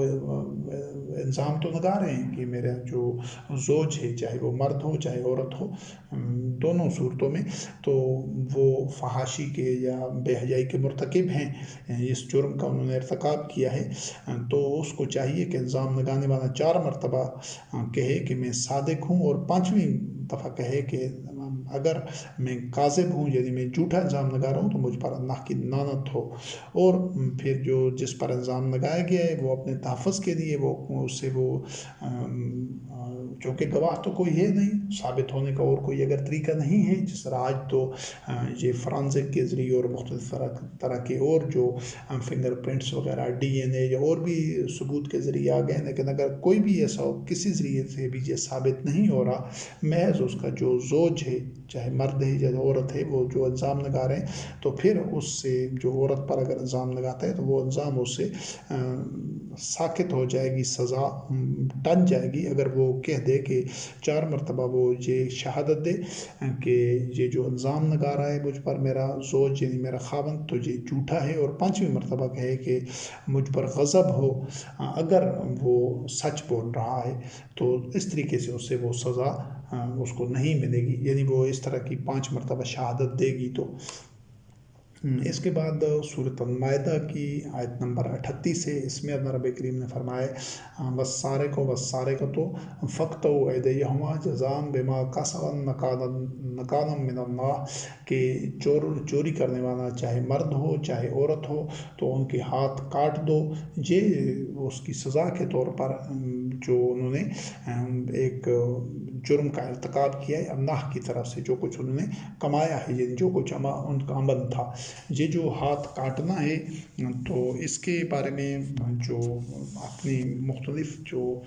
ایک آپ کہہ سکتے ہیں کہ اپروچ مختلف ہو سکتی ہے، لیکن مقصد یہ ہے کہ ایک تو عام جو تصور ہے کہ ہاتھ کو بالکل کلائی سے فزیکلی طبی طور پر کاٹ دیا جائے اور وہ بندہ ہمیشہ کے لیے اس ہاتھ سے محروم ہو جائے، یہ بھی ایک تصور ہے، لیکن یہ ہے کہ اس سے زیادہ جو ایک قابل عمل، کیونکہ جب ایک بندہ معذور ہو جائے گا تو اس کی پھر بقیہ ساری زندگی معذوروں کی اور معاشرے کے اوپر بوجھ بن کر رہے گی، وہ اکتساب رزق اور اپنی زندگی معمول کے مطابق نہیں گزار سکے گا۔ تو اس سے زیادہ جو بہتر اپروچ ہے وہ 2 اور زاویہ نگاہ ہیں، پھر راسخون فی العلم اس پر بیٹھ کر یا حالات کی نوعیت کے مطابق اس جو اللہ رب کریم کا حکم ہے کہ فقط ایدیہما، ان کا ہاتھ کاٹنا، قطع کرنا، سر روکنے کے مفہوم میں بھی آتا ہے۔ تو ہاتھ کاٹنے سے ایسا بھی ممکن ہے کہ اس کے ہاتھ کے اوپر ایسا کوئی کاٹی یا زخم کا نشان لگا دیا جائے تاکہ وہ ہمیشہ پہچانا جائے اور لوگ اس سے محتاط رہیں، یا اس کو اپنے جرم کی اتنی سزا ملے کہ وہ ہمیشہ اس ایک شرم میں مبتلا رہے۔ ایک یہ صورت ہو سکتی ہے ہاتھ کاٹنے کی، اور دوسری صورت یہ کہ ہاتھ روکنے کی ہے تاکہ وہ مواقع ختم کر دیے جائیں، اس کو قید کیا جا سکتا ہے کچھ وقت کے لیے، یا کو اگر وہ کسی منصب پر ہے جس یا عہدے پر یا کسی خاص کردار میں کہ جس کی وجہ سے اس نے وہ چوری کی ہے، تو اس کو اس منصب سے ہٹا دیا جائے تاکہ وہ مزید وہ ایسی چوری نہ کر سکے۔ تو اس کی مختلف صورتیں ہو سکتی ہیں، لیکن یہ جو طبی طور پر اس کا ہاتھ کاٹنے کا عمل ہے، یہ اس کو ساری زندگی کے لیے معذور بنا دینے کا عمل ہے، اور یہ اس جو اللہ رب کریم کا حکم ہے اس سے اس کے ابتدا کی صورت میں موضوع نہیں نظر آتا۔ تو پہلے ان تدابیر سے، ان طریقوں سے اس کو یعنی کہ چور کا ہاتھ روکنا مفہوم، یا اس کو روک دینا تاکہ چوری کرنے کے قابل نہ رہے، یا اس کو قید کر دیا جائے، یا اس کو اس منصب سے ہٹا دیا جائے، یا جس وجہ سے اس نے چوری کی ہے تو اس وجہ کو ختم کر دیا جائے۔ اگر وہ کسی مطلب کہ بدحالی کی وجہ سے یا بھوک کی وجہ سے یا اپنی زندگی کی بقا کے لیے چوری کر رہا ہے، تو اس صورت میں اس کو اپنے بنیادی انسانی ضروریات فراہم کر دی جائے۔ تو یہ مختلف صورتیں ہو سکتی ہیں۔ تو ان میں ایک یہ بھی ہو سکتی ہے کہ اگر وہ پھر بھی چوری کرتا ہے، بار بار ایسے جرائم کا مرتکب ہوتا ہے، تو پھر ایسا بھی ہو سکتا ہے کہ اس کے ہاتھ کے اوپر کہیں ایسا متعین، جو جس کا سب کو علم ہو، متعین نشان لگا دیا جائے، کاٹ دیا جائے اس انداز سے کہ وہ جہاں پر بھی جائے تو اس کی پہچان ہو جائے کہ ہاں یہ چور ہے اور اس نے یہ چوری کی ہے، تاکہ لوگ اس سے محتاط رہیں، اور اس کو بھی جب اتنی بڑی سزا کا کہ یہ ایک داغ ساری زندگی میرے دامن پر لگا رہے گا، تو وہ چوری کرنے کے جرم سے اپنے آپ کو بچائے گا۔ اس کے بعد یہ اس کی جو 8ویں ضمنی موضوع ہے، یہ تو سزائیں وہ تھیں جو عام لوگوں کے لیے تھی مختلف جرائم میں۔ تو ابھی 8واں جو موضوع ہے اس سلسلے میں وہ ہے نظام یا سماج کے خلاف جرائم کی سزائیں۔ یہ جو سزائیں تھیں یہ انفرادی نوعیت کی تھی، چاہے بدکاری کی تھی، چوری کی تھی، یا کسی پر جھوٹا الزام لگانے کی تھی، قتل وغیرہ کی۔ لیکن کوئی جو ایسے جرائم ہیں جو سسٹم کے خلاف ہوتے ہیں، پورے ایک نظام کو سبوتاج کرنے کے لیے جو جرائم اس نوعیت کے ہوتے ہیں، تو اس سے کیا ہوتا ہے کہ وہ ایک فتنہ ہوتا ہے، اور اس سے پورا نظام جب سبوتاج ہوتا ہے کچھ بندوں کی ریشہ دوانیوں سے، سازشوں سے، یا ان کے مجرمانہ اقدام سے، تو اس میں پھر سارے معاشرے کا بے تحاشا نقصان ہوتا ہے، کیونکہ وہ نظم معاشرہ ختم ہو جاتا ہے، اور لوگ اس میں قتل و غارت ہو سکتی ہے، لوٹ کھسوٹ ہو سکتی ہے، لوگوں کی عصمت ریزی ہو سکتی ہے، کچھ بھی ایسے سنگین نتائج نکل سکتے ہیں۔ یہ جو سماج کے یا نظام کے خلاف جو جرائم کی نوعیت ہوتی ہے، جس طرح حکومت کا تختہ الٹنا، یا اور اس طرح کی ریشہ دوانیاں، اور اقتدار پر قبضہ کرنا، یا جو اہل اقتدار ہیں ان کو قتل کر دینا، تو اس طرح کے جرائم کی سزائیں زیادہ سخت ہیں، اور ان کی جو نوعیت ہے یہ سورۃ المائدہ کی آیت نمبر 33 سے انما جزاء الذین یحاربون اللہ ورسولہ ویسعون فی الارض فسادا ان یقتلوا او یصلبوا او تقطع ایدیہم وارجلہم من خلاف او ینفوا من الارض، کہ جو لوگ اللہ و رسول سے مصروف جنگ ہوتے ہیں، اس میں ایک تو وہ جو ربا جس کو سود کہا جاتا ہے اس کے جو مرتکب لوگ ہوتے ہیں، ان کے متعلق بھی اللہ رب کریم نے فرمایا کہ اللہ کی طرف سے ان کے خلاف اعلان جنگ ہے۔ تو یہ جو اللہ اور رسول یعنی جو اقامت دین کا جو نظام تھا، جس طرح آج الحمدللہ رب العالمین نے ایک اقامت دین کے ایک نظام کی از سر نو تشکیل کے لیے، احیاء کے لیے، تعمیر کے لیے کوشش ہو رہی ہے۔ جب اللہ کی رب العزت کی نصرت و تائید سے یہ نظام بن جائے گا اور معاشرے میں امن ہوگا، اصلاح فلاح ہوگی، خیر ہوگا، اور لوگ ایک اطمینان اور تسکین کے ساتھ ایک زندگی گزار رہے ہوں گے۔ تو اگر کوئی ایسے خبیث لوگ یا ایسے شیطانی فطرت کے حامل لوگ شیاطین وہ اس نظام کو سبوداج کرنے کی کوشش کرتے ہیں اور وہ پکڑے جاتے ہیں، پتہ چل جاتا ہے کہ جو اس نظام کو گرانا چاہتے ہیں، تو ان کے لیے پھر جو حالانکہ وہ انہوں نے صرف کوشش کی ہو یا پلاننگ کی ہو، اس کے مرتکب نہ بھی ہوں، پھر بھی ان کے لیے سخت سزائیں ہوں گی، کیونکہ ان کے جرم کی نوعیت پڑی ہے، اور اگر وہ کوشش کرتے ہیں تو پھر بھی ان کے لیے شدید تر سزائیں ہوں گی۔ اور اس میں اللہ رب کریم نے پھر مختلف کیٹیگریز ان میں بتائی ہیں کہ وہ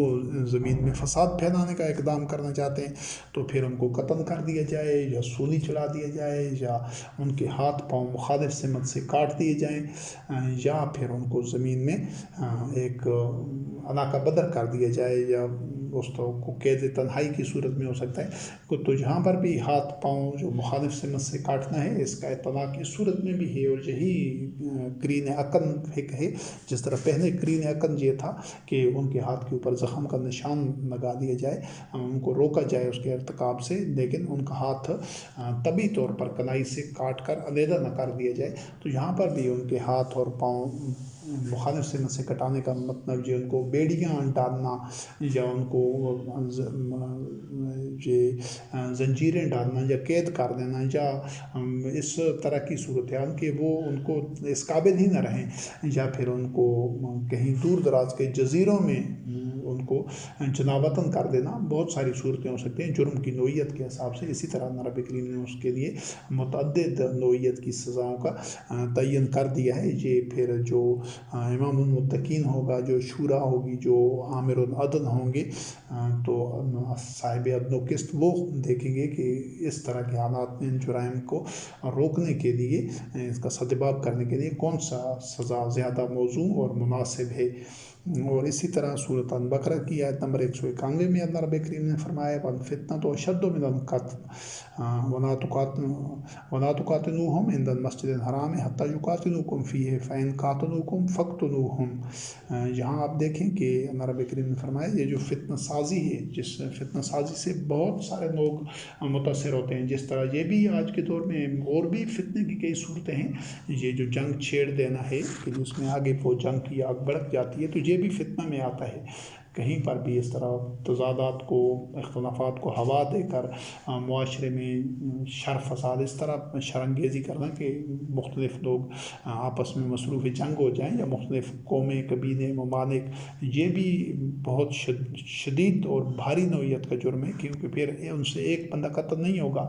وہ جو کانسیکوینسز ہوں گے، جو رد عمل ہوگا، نتائج ہوں گے، اس سے بہت سارے لوگ مارے جائیں گے۔ تو ایسا فساد اور فتنہ پھیلانے والوں کو قتل کر دیا جانا چاہیے،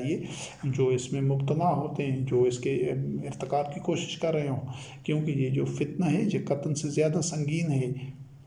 اور اسی طرح اس دور میں جو مسجد الحرام کا اپنا ایک تقدس ہے، ہر دور میں بیت اللہ کا آج بھی ہے کہ اس کی حدود میں کوئی کسی قسم کا جنگ و جدل اور تنازع اور اس طرح کے سرگرمی کرنے کی اجازت نہیں ہے، کہ وہ مقام امن ہے، مقام سلامتی ہے، اور تمام اس کے جو رہنے والے ہیں اس ویسینٹی میں، اس ایریے میں ہیں، سب کو وہ تحفظ اور سلامتی فراہم کرنے کی جگہ ہے۔ تو وہاں پر قتل و غارت کی اور لڑائی کی اجازت نہیں ہے عام حالات میں۔ لیکن اگر یہ کہ وہ جو وہاں اس وقت جو مشرکین تھے یا جو حدود فراموش لوگ تھے، اگر وہ وہاں پر بھی قتل و غارت کا آغاز کر دیں، تو جہاں عام حالات میں اجازت نہیں ہوتی قتل و غارت کی یا لڑائی کی یا جنگ کی، مخصوص حالات میں وہاں پر بھی اجازت ہوتی ہے۔ تو اسی چیز کو نبی کریم نے فرمایا کہ اگر وہ وہاں پر تم سے مکہ میں قتال کرتے ہیں، تو وہاں پھر تم نے ایسا نہیں ہے کہ ان کا آسان شکار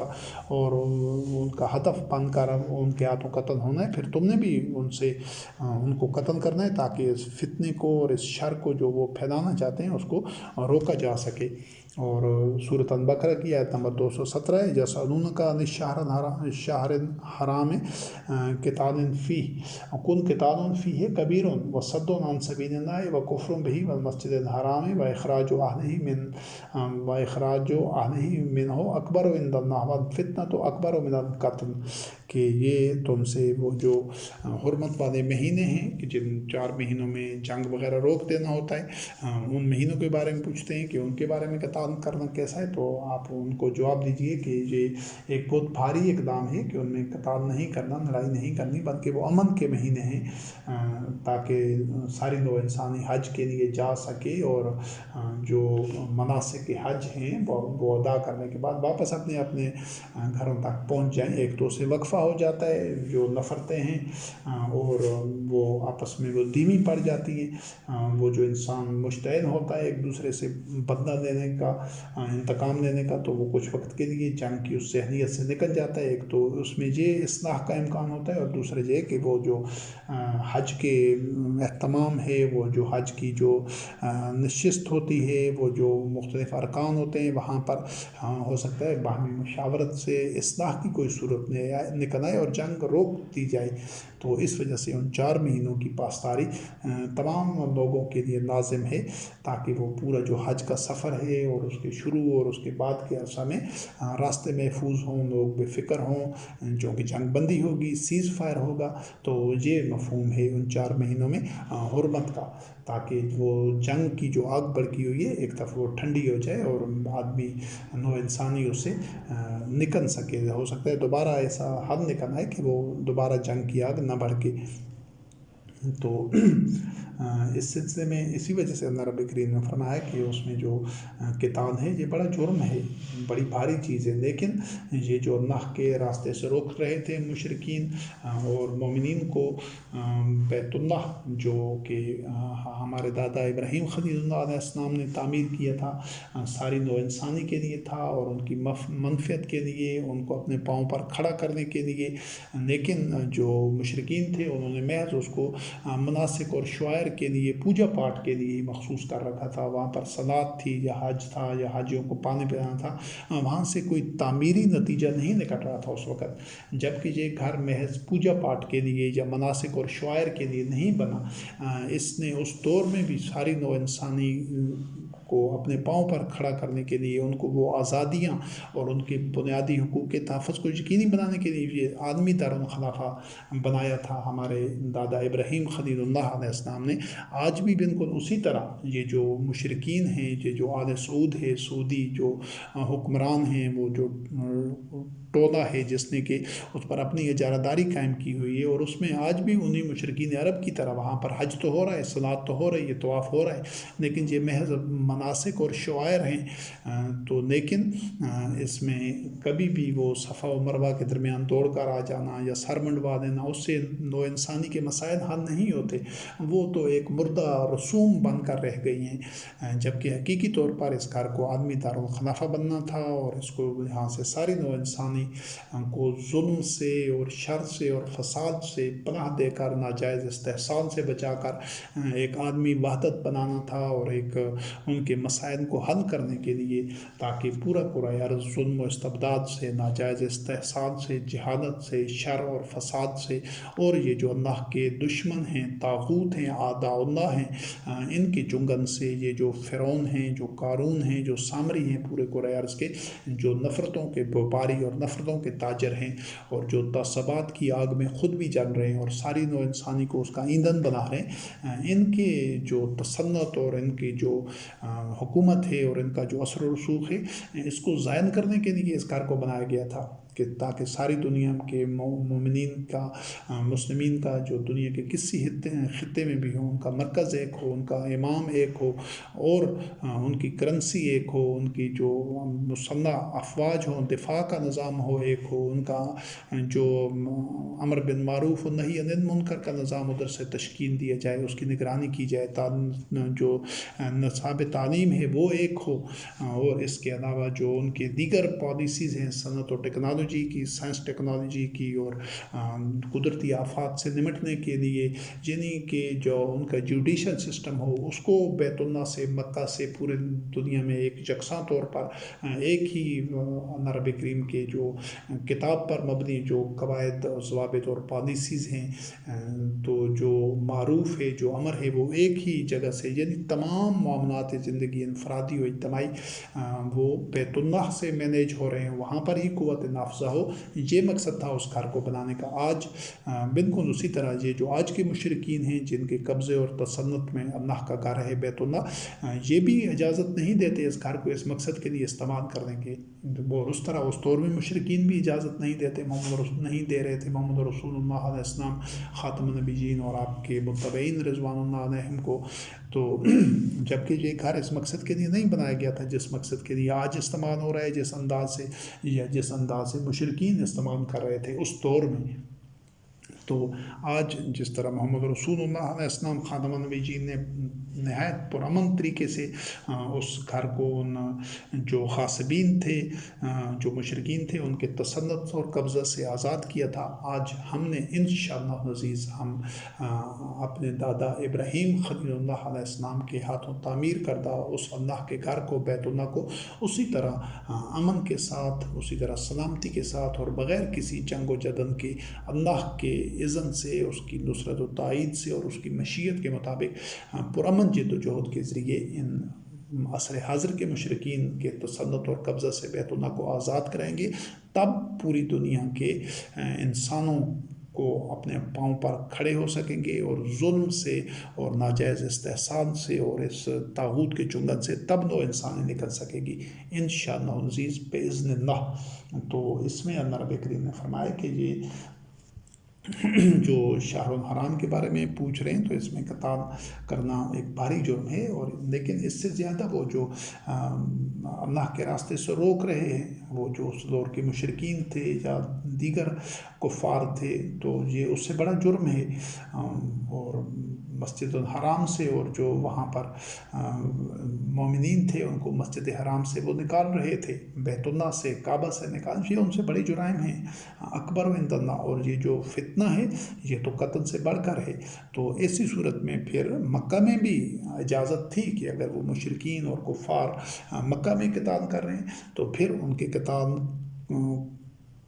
کا جواب قتال کے ذریعے، قوت کے ذریعے دیا جا سکتا تھا۔ عام حالات میں وہاں پر اجازت نہیں ہے، لیکن جو خصوصی حالات ہوں، ہنگامی حالات ہوں، تو وہاں پر ان کے آگے بے بس ہو کر یا اپنے ہاتھ روک کر ان کے لیے نقمہ تر نہیں بننا تھا کہ ان کی تلواروں کی زد پر ہوں مومنین اور سارے قتل ہو جائیں، نہیں، پھر وہاں پر ان کا مقابلہ کرنا تھا۔ تو یہ ایسے قرآن کریم میں متعدد حوالے موجود ہیں کہ جو چیزیں عام حالات میں گنجائش نہیں ہوتی ان کی کرنے کی، لیکن ہنگامی حالات میں، مخصوص حالات میں ان کے لیے اجازت موجود ہوتی ہے۔ تو اس طرح جو اللہ رب کریم نے اگنی آیت ہے سورۃ الانفال کی آیات 56 اور 57 ہیں، اس میں اللہ رب کریم نے فرمایا الذین عاہدت منہم ثم ینقضون عہدہم فی کل مرۃ وہم لا یتقون فإما تثقفنہم فی الحرب فشرد بہم من خلفہم لعلہم یذکرون۔ یہ جو لوگ اپنے عہد کی پاسداری نہیں کرتے، باوجود اس کے کہ حکومت کے ساتھ یا مومنین کے ساتھ معاہدہ کرتے ہیں کچھ چیزوں پر پابند رہنے کا، پھر اس کی پاسداری نہیں کرتے، شرنگیزی کرتے ہیں اور تقوی اختیار نہیں کرتے، یعنی تقوی کا مطلب اپنے آپ کو بچانا، یعنی اس عہد کی پاسداری نہیں کرتے، اس کی خلاف ورزی سے اپنے آپ کو بچاتے نہیں ہیں، جب بھی ان کو موقع ملتا ہے وہ عہد شکنی کر کے فساد برپا کرتے ہیں۔ تو اگر مومنین کو کہا جا رہا ہے کہ اگر تمہیں جب ان پر غلبہ حاصل ہو تو پھر ان کو خوب کچل دو، تاکہ جو ان کے پیچھے والے ہیں ان کے چھکے چھوٹ جائیں اور وہ عبرت حاصل کریں، کیونکہ یہ جو معاہدے کی پابندی نہیں ہوتی تو یہ ایسا دشمن بہت زیادہ نقصان پہنچا دیتا ہے۔ ٹھیک ہے کوئی بندہ یا کوئی قبیلہ یا کوئی کمیونٹی آپ کی مخالف ہے، لیکن اس کے ساتھ ایک چیز طے پا گئی ہے، تو اب دونوں فریقوں کو چاہیے کہ اس معاہدے کی پاسداری کریں، اور دونوں مطمئن اور محفوظ تب ہوں گے کہ جب تک معاہدے کی پاسداری ہو رہی ہوگی، کیونکہ آپ ان کی طرف سے بے فکر ہوتے ہیں کہ انہوں نے اس چیز کے پابند ہیں کہ وہ نقصان نہیں پہنچائیں گے۔ لیکن اگر وہ معاہدے کی خلاف ورزی کرتے ہیں تو وہ جس طرح ایک پینٹھ میں چھرا گھونپنا ہوتا ہے تو وہ اس طرح کی گھٹیا حرکت کرتے ہیں۔ تو اگر وہ بار بار کوئی ایسے رویے اختیار کر رہے ہیں جس طرح کوئی عادی مجرم ہوتے ہیں، مختلف گینگز ہوتے ہیں کہ ان کو جب بھی موقع ملتا ہے وہ ہر طرح کی شرانگیزی اور ہر طرح کے جرائم کا ارتکاب کرتے ہیں، تو ایسے لوگوں کو پھر خصوصی طریقے سے ان کو کچلنا ہوتا ہے تاکہ پچھلے لوگ بھی ان سے عبرت حاصل کریں۔ وہ جو معمول کے مطابق جو اقدام نہیں کرنے ہوتے، جس طرح آج کل کے دور میں وہ ایک مختلف جگہوں پر جو قانون نافذ کرنے والے ادارے وہاں پر ریڈ کرتے ہیں، اور مجرم جب پکڑائی نہیں دے رہے ہوتے، جب وہ مقابلہ کرتے ہیں تو ان پر ادھر ہی فائر کھول کر ان کو قتل کر لیا جاتا ہے۔ مقصد یہ ہوتا ہے کہ وہ عام حالات میں کوئی ایک بندہ ہے جو سرنڈر کرتا ہے قانون کے سامنے، وہ پکڑائی دیتا ہے تو اس کو گولی نہیں ماری جا سکتی، لیکن مخصوص حالات میں جو ایسے ہوتے ہیں تو اس میں اس چیز کی اجازت ہوتی ہے۔ یہ پورے معاشرے میں فساد پھیلنے سے روکنے کے لیے اس طرح کی اقدام کی گنجائش ہوتی ہے، لیکن ان کے اوپر جو مانیٹرنگ ہے وہ بڑی سخت ہونی چاہیے تاکہ کوئی اس طرح کے اقدامات اور پالیسیوں کا جو گنجائش رکھی گئی اسے ناجائز فائدہ نہ اٹھایا جا سکے کہیں بھی۔ پھر سورۃ النساء کی آیت نمبر 91 ہے، اس میں اللہ رب کریم نے فرمایا ستجدون آخرین یریدون ان یامنوکم ویامنوا قومہم کلما ردوا الی الفتنة ارکسوا فیہا فإن لم یعتزلوکم ویلقوا علیکم السلم ویکفوا ایدیہم فخذوہم واقتلوہم حیث ثقفتموہم واولئک جعلنا لکم علیہم سلطانا مبینا۔ یہ اللہ رب کریم نے فرمایا کہ تم ایسے لوگ بھی پاؤ گے، یعنی ایسے بھی نفسیات کے حامل، کردار کے حامل لوگ ہوتے ہیں کہ وہ چاہتے تو یہ ہیں کہ وہ تم سے بھی امن میں رہیں، یعنی وہ چاہتے ہیں کہ مسلمانوں کی طرف سے بھی ان کو کوئی نقصان نہ پہنچے، اور اپنی قوم کی طرف سے یعنی ہیں وہ کسی دوسری قوم کے، لیکن اس کا ساتھ بھی نہیں دیتے کہ ان کا ساتھ دیں گے تو پھر مسلمانوں کی طرف سے ان کو نقصان اٹھانا پڑ سکتا ہے، اور مسلمانوں کا ساتھ بھی نہیں دیتے کہ اگر مسلمانوں میں شامل ہوتے ہیں تو دوسری قوم کی طرف سے ان کو نقصان پہنچ سکتا ہے۔ وہ دونوں طرف سے اپنا بچاؤ کرنا چاہتے ہیں۔ یہ ٹھیک ہے، اگر کوئی رہنا چاہتا ہے اس کو اس کا حق حاصل ہے، وہ نیوٹرل رہنا چاہتا ہے تو رہے، لیکن ساتھ وہ اس طرح کی گھٹیا اخلاق اور کردار کے حامل ہیں کہ جب ایک فتنہ ہو، ایک آگ بھڑکی ہوئی ہو تو وہ اس فتنے میں کود پڑتے ہیں، وہ دیکھتے ہیں کہ اب ہمارا مفاد کس طرف ہے، وہ اس فریق کا ساتھ دے دیتے ہیں۔ اگر جب انہوں نے نیوٹرل رہنے کا فیصلہ کیا ہے تو ان کو ہر صورت میں آخر وقت تک نیوٹرل رہنا چاہیے، غیر جانبدار رہنا چاہیے، لیکن اگر وہ ایسا نہیں کرتے، موقع ملتے ہی وہ عہد شکنی اور قانون شکنی کرتے ہیں، اور وہ اپنی سروش پر جمے رہتے ہیں، اڑے رہتے ہیں، بار بار اس کے مرتکب ہوتے ہیں، تو ان پر اعتبار نہیں کیا جا سکتا۔ وہ آستین کے سانپ ہوتے ہیں، وہ مطلب وہی ہوتے ہیں کہ جو پیٹھ میں چھرا گھونپنے والے ہوتے ہیں، تو ان کے متعلق اللہ رب کریم نے فرمایا کہ اگر وہ اپنی روش نہیں روکتے اور وہ اپنے ہاتھ نہیں روکتے، اسی روش پر رہتے ہیں، اس سے باز نہیں آتے، تو پھر ان کو جہاں بھی ملے ان کو پکڑو، قتل کرو، اور ان کے لیے تاکہ وہ ان کو نشان عبرت بنایا جا سکے، وہ کیونکہ ناقابل تلافی نقصان پہنچا سکتے ہیں۔ ایک دشمن آشکارا ہوتا ہے، اس کا پتہ ہوتا ہے کہ یہ دشمن ہے تو اسے آدمی اسی طرح بچاؤ کرتا ہے، لیکن ایک بظاہر وہ دوست نما ہو لیکن موقع پر وہ دشمنی کر جائے تو اس کی سزا اس سے سخت ہوتی ہے۔ تو اس کو اللہ رب کریم نے فرمایا کہ ان سے متعلق ہم نے تمہیں ایک سلطان مبین عطا کی، یعنی تمہارے لیے یہ جواز ہے کہ ان کو جہاں ملے پکڑو، کچلو اور سخت سے سخت سزا دو تاکہ ان کی شرنگیزی سے تم اپنے آپ کو بچا سکو۔ اور سورۃ المجادلہ کی آیات 3 اور 4 ہیں انہی سزاؤں سے متعلق۔ اس میں اللہ رب کریم نے فرمایا وَالَّذِينَ يُظَاهِرُونَ مِن نِّسَائِهِمْ ثُمَّ يَعُودُونَ لِمَا قَالُوا فَتَحْرِيرُ رَقَبَةٍ مِّن قَبْلِ أَن يَتَمَاسَّا ذَلِكُمْ تُوعَظُونَ بِهِ، اور آگے یہ آیات چلتی رہی ہیں۔ فَمَن لَّمْ يَجِدْ فَصِيَامُ، پھر آگے ہے فَإِطْعَامُ 60 مسکینہ، اور آگے ہے وَتِلْكَ حُدُودُ اللَّهِ۔ جہاں پر جو ان آیات کا حوالہ دینے کا مقصد یہ ہے، اور یہ قرآن کریم میں جس حوالے سے آئی ہے کہ سزا کا تعین ہمیشہ زمینی حقائق کی بنیاد پر کیا جاتا ہے، یعنی بسا اوقات ایسا بھی ہوتا ہے کہ جرم ایک ہی ہوتا ہے، ایک ہی نوعیت کا جرم ہے، لیکن اس کی قرآن کریم میں 2-3 سزائیں بتائی گئی ہیں، تو وہ اس وجہ سے ہوتا ہے کہ اس جرم کے ارتکاب کرنے والے آدمی کو دیکھا جاتا ہے، پھر مقصد یہ ہوتا ہے کہ اصلاح کس طرح ہو سکتی ہے، کون سا وہ سزا ایسی ہے کہ جس کے ذریعے جو اس کے لیے موضوع ہے اور اس کی اصلاح ہو جائے اور معاشرے میں اس جرم کے ارتکاب کی حسن شکنی ہو۔ تو یہ ایک مثال ہے اس سلسلے میں، اور اس کا اطلاق مختلف جرائم میں ہو سکتا ہے، اس اصول کا کہ وہ جو قاضی ہوگا، وہ جو جج ہوگا، وہ دیکھے گا کہ کس سرکمسٹانسز میں، کس طرح کے حالات میں اس جرم کا ارتکاب ہوا ہے، جرم کرنے والے کی اپنی ذہنی سطح کیا ہے، اور کیا دیگر عوامل ہیں، کیا محرکات ہیں کہ وہ اس جرم کے ارتکاب پر مائل ہوا ہے۔ تو ان سب چیزوں کو دیکھ کر وہ ایک ہی جرم کی سزا، جو کہ عام نوعیت کے جرم ہوں، اس طرح کے نہیں۔ اب قتل کی سزا تو عام طور پر جو قتل عمد ہے اس کی سزا تو قتل ہی ہے، لیکن دیگر معاشرے میں طرح طرح کے جرائم ہوتے ہیں، تو اس میں وہ جو قاضی ہوگا، جو جج ہوگا، جو عدل و قسط کے ذمہ دار آدمی ہوگا، جس نے فیصلہ دینا ہوگا، اس نے دیگر عناصر کو بھی، دیگر جو اسپیکٹس ہیں، پہلو ہیں اس جرم کے، ان کو بھی سامنے رکھنا ہوگا۔ تو یہ زہار ایک رسم تھی جس میں عرب میں ایک جاہلانہ ایک ان کا تہذیب و تمدن کا حصہ تھا، جس میں آدمی اپنی بیویوں کو غصے میں یا جہالت اور وہ ایک نفرت کی بنیاد پر کہہ دیتا کہ تمہاری پشت میری ماں سے ملتی ہے، تو یہ ایک بڑا جرم تھا۔ پھر اس کے بعد ان کے ازدواجی تعلقات منقطع ہو جاتے تھے، تو اس چیز کو اللہ رب کریم نے، یہ اس عورت کے لیے ایک سزا ہوتی تھی ساری زندگی کے لیے، وہ اس کو طلاق بھی نہیں دیتا تھا اور اس کو ایک معلق حالت میں رکھ دیتا تھا۔ تو اس چیز میں ان کو روکنے کے لیے اللہ رب کریم نے فرمایا کہ یہ جو ایسا کرتے ہیں، پھر اپنی اس رشتہ ازدواج کی طرف واپس جانا چاہتے ہیں، یعنی کہ وہ جو انہوں نے جرم کیا ہے، تو ان کے لیے یہ ہے کہ وہ کسی غلام کو آزاد کریں، ہم اپنے اس رشتہ ازدواج کی بحالی سے پہلے یہ ان کو باز کیا جاتا ہے، یا جو ایسا نہیں کر سکتا تو پھر وہ روزے رکھے، اور یا پھر یہ کہ 60 دن کے مسلسل روزے تھے، یا پھر یہ کہ وہ 60 مسکینوں کو کھانا کھلائے۔ وطن کا حدود اللہ، اور یہ اللہ رب کریم کی حدود ہے۔ تو یہ ایک فلیکسیبلٹی یا لچک یا مختلف سزاؤں میں سے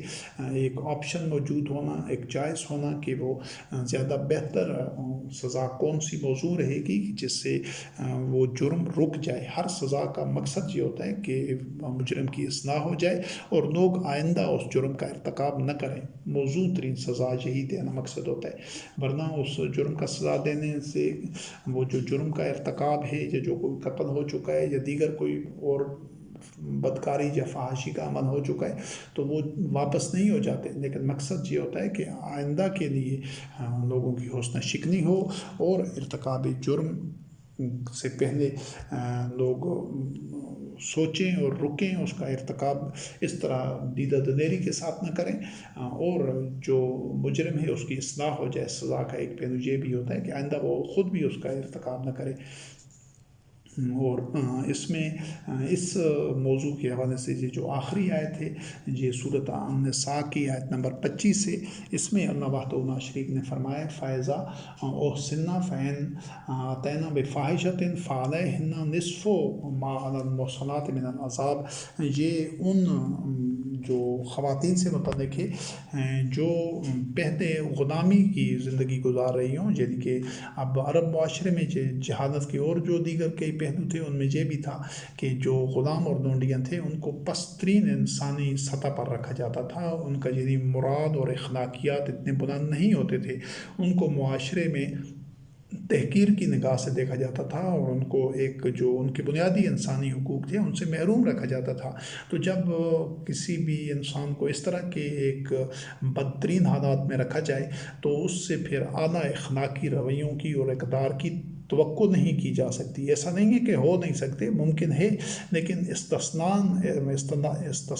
حالات میں ایسا ہو سکتا ہے، لیکن عام طور پر جب ان کے ساتھ بدترین انداز سے معاملہ کیا جائے، ان کے ساتھ ان کو اس طرح ٹریٹ کیا جائے، تو وہ پھر اتنی اچھی اخلاقی سطح پر اور اعلیٰ اقدار پر نہیں ہوتے، ان کی ذہنی پستی کی طرف وہ مائل ہوتے ہیں۔ تو ایسے لوگوں کے متعلق اللہ رب کریم نے فرمایا کہ چاہے وہ غلام ہو یا جہاں پر تو ذکر لونڈی کا ہے جس کے لیے لونڈی کا لفظ استعمال ہوتا تھا، یعنی غلام عورت، تو مومنین کو کہا گیا ہے کہ اگر وہ ایسی عورت ہے تم اس سے شادی کرتے ہو کہ جو پہلے غلامی میں تھی تو اب تم اس سے شادی کر لیتے ہو، تو اگر وہ شادی کرنے کے بعد وہ لیکن اس کا بیک گراؤنڈ وہ اس کی اتنی اچھی اخلاقی تربیت تو نہیں ہوئی، تو اگر تم شادی کرنے کے بعد اس سے کوئی ایسی جو بدکاری کی مرتکب ہوتی ہے، فحاشی کی، جب بے حیائی کا فعل سرزد ہوتا ہے، حدود شکنی ہوتی ہے، تو پھر اس کے لیے اللہ رب کریم نے فرمایا کہ نصف ما علی المحصنات من العذاب، یہ جو محصنات عام آزاد عورتیں ہوتی تھیں تو ان کے لیے اللہ رب کریم نے فرمایا جو بدکاری اور حدود شکنی کا مرتکب ہوں فحاشی کے، تو ان کے لیے 100 کوڑے تھے، تو جہاں پر آدھا عذاب ہے یعنی اس کو 50 کوڑے مارنے ہیں۔ تو اب دیکھیں کہ جرم ایک ہی ہے لیکن اس کی 3 سزائیں ہیں، جو نسان نبی کے لیے اگر وہ بفرض محال سمجھانے کے لیے تو ان سے ایسی کوئی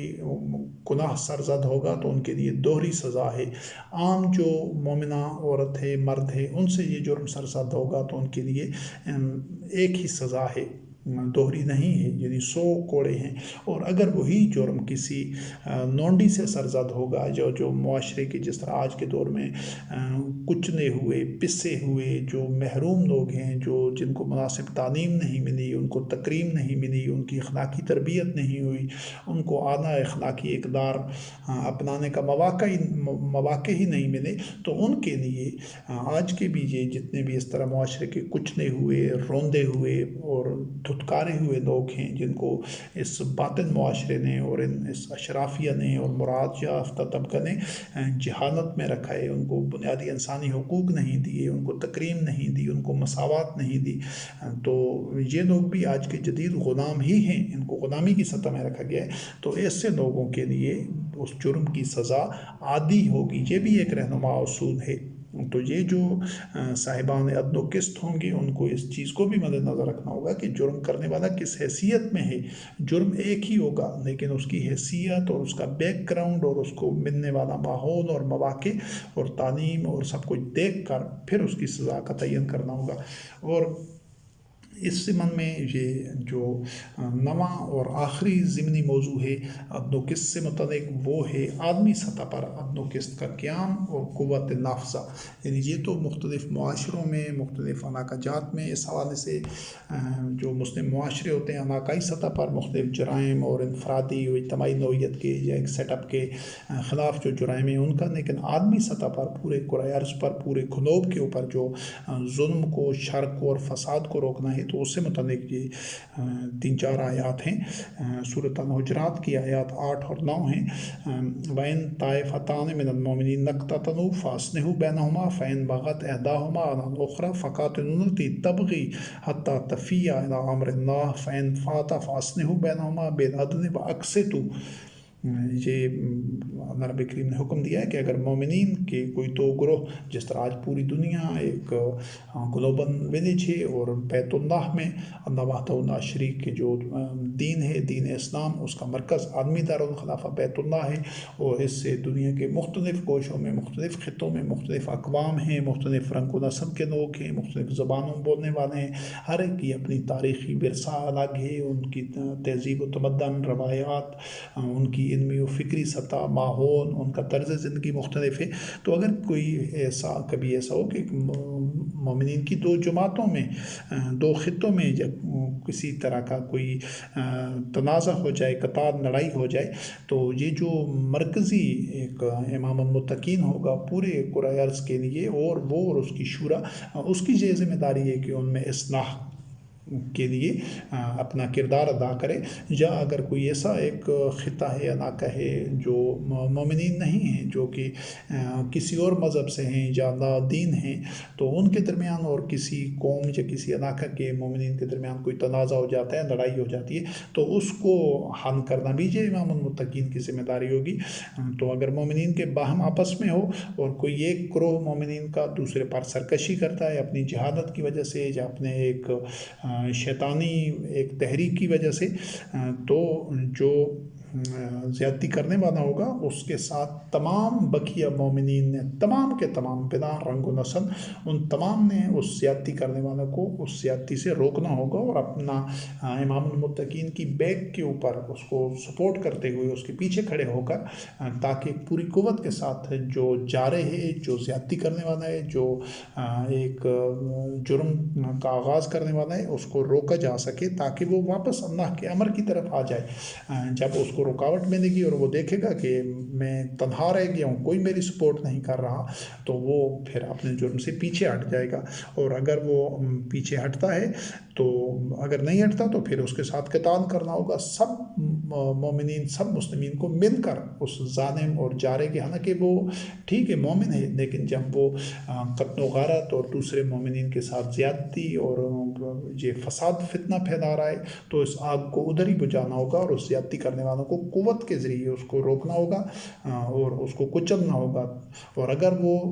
जब देखता है कि सारे मोमिनीन मुस्लिमीन उसके मुखालिफ हैं और वो अपने उस इक़दाम से पीछे हट जाता है, नादिम हो जाता है, तो फिर उन दोनों के दरमियान सुलह करा देनी चाहिए अदल और किस्त के साथ कि जो ज़्यादती करने वाला हो ताकि उसको उसकी पादाश में जो भी उनकी सज़ा बनती है, क्योंकि पूरा ग्रोह होगा, पूरा किसी इलाके के कम्युनिटी होगी, कोई कौम होगी, कोई मखसूस तहजीब व तमद्दन या इलाके के लोग होंगे, तो ताकि उनको उसकी सज़ा मिले, लेकिन ज़्यादती उनके साथ भी ना हो। जिसके साथ ज़्यादती हुई है उसकी तदाफ़ी हो जाए और जो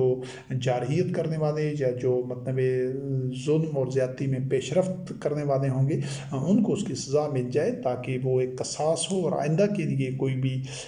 कबीला या कोई कौम या कोई ख़ानदान या कोई ग्रोह मुसलमानों का, मोमिनों का दूसरे के ख़िलाफ़ जारहियत न कर सके। फिर इसके बाद सूरत अन-नहल की आयत नंबर 92 है, वला तकुनू कल्लती नक़ज़त ग़ज़लहा मिन बादि क़ुव्वतिन अनकासन तत्तख़िज़ूना ऐमानकुम दख़लन बैनकुम अन तकूना उम्मतुन हिय अर्बा मिन उम्मतिन इन्नमा यब्लुकुमुल्लाहु बिही।